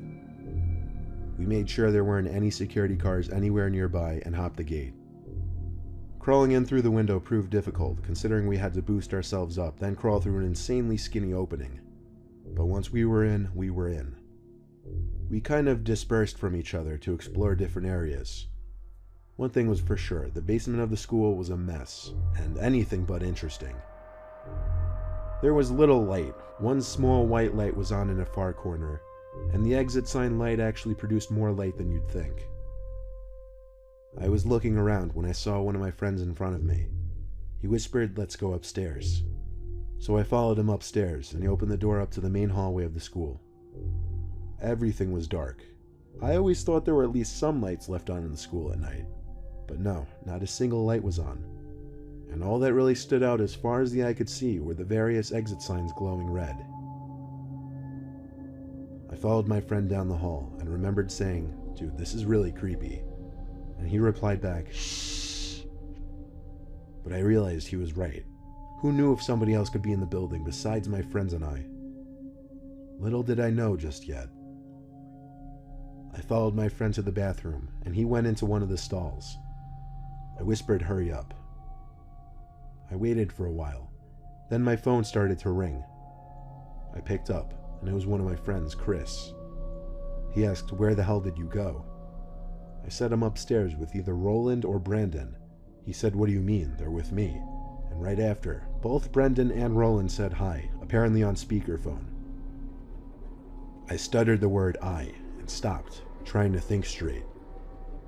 Then there was a laughing coming from in the stall, not the laugh of any of my friends. I looked up at the stall. There was someone looking over it at me, probably standing on the toilet. I screamed "holy shit" over and over into the phone as I left the bathroom. Shortly after I was out, I heard the stall door slam shut. I tried to run back to the basement in the dark, but it wasn't too easy to find in the dark. Luckily, I managed to find it, so I started to scream their names as I ran down the stairs. I screamed "go, go" when they answered, and we one by one jumped off some kind of bucket onto the window ledge and crawled back outside. I was the first one out though, afraid that person from the bathroom was following. When we were all outside, I explained to them, out of breath, while also laughing now that I felt safe with all of them next to me.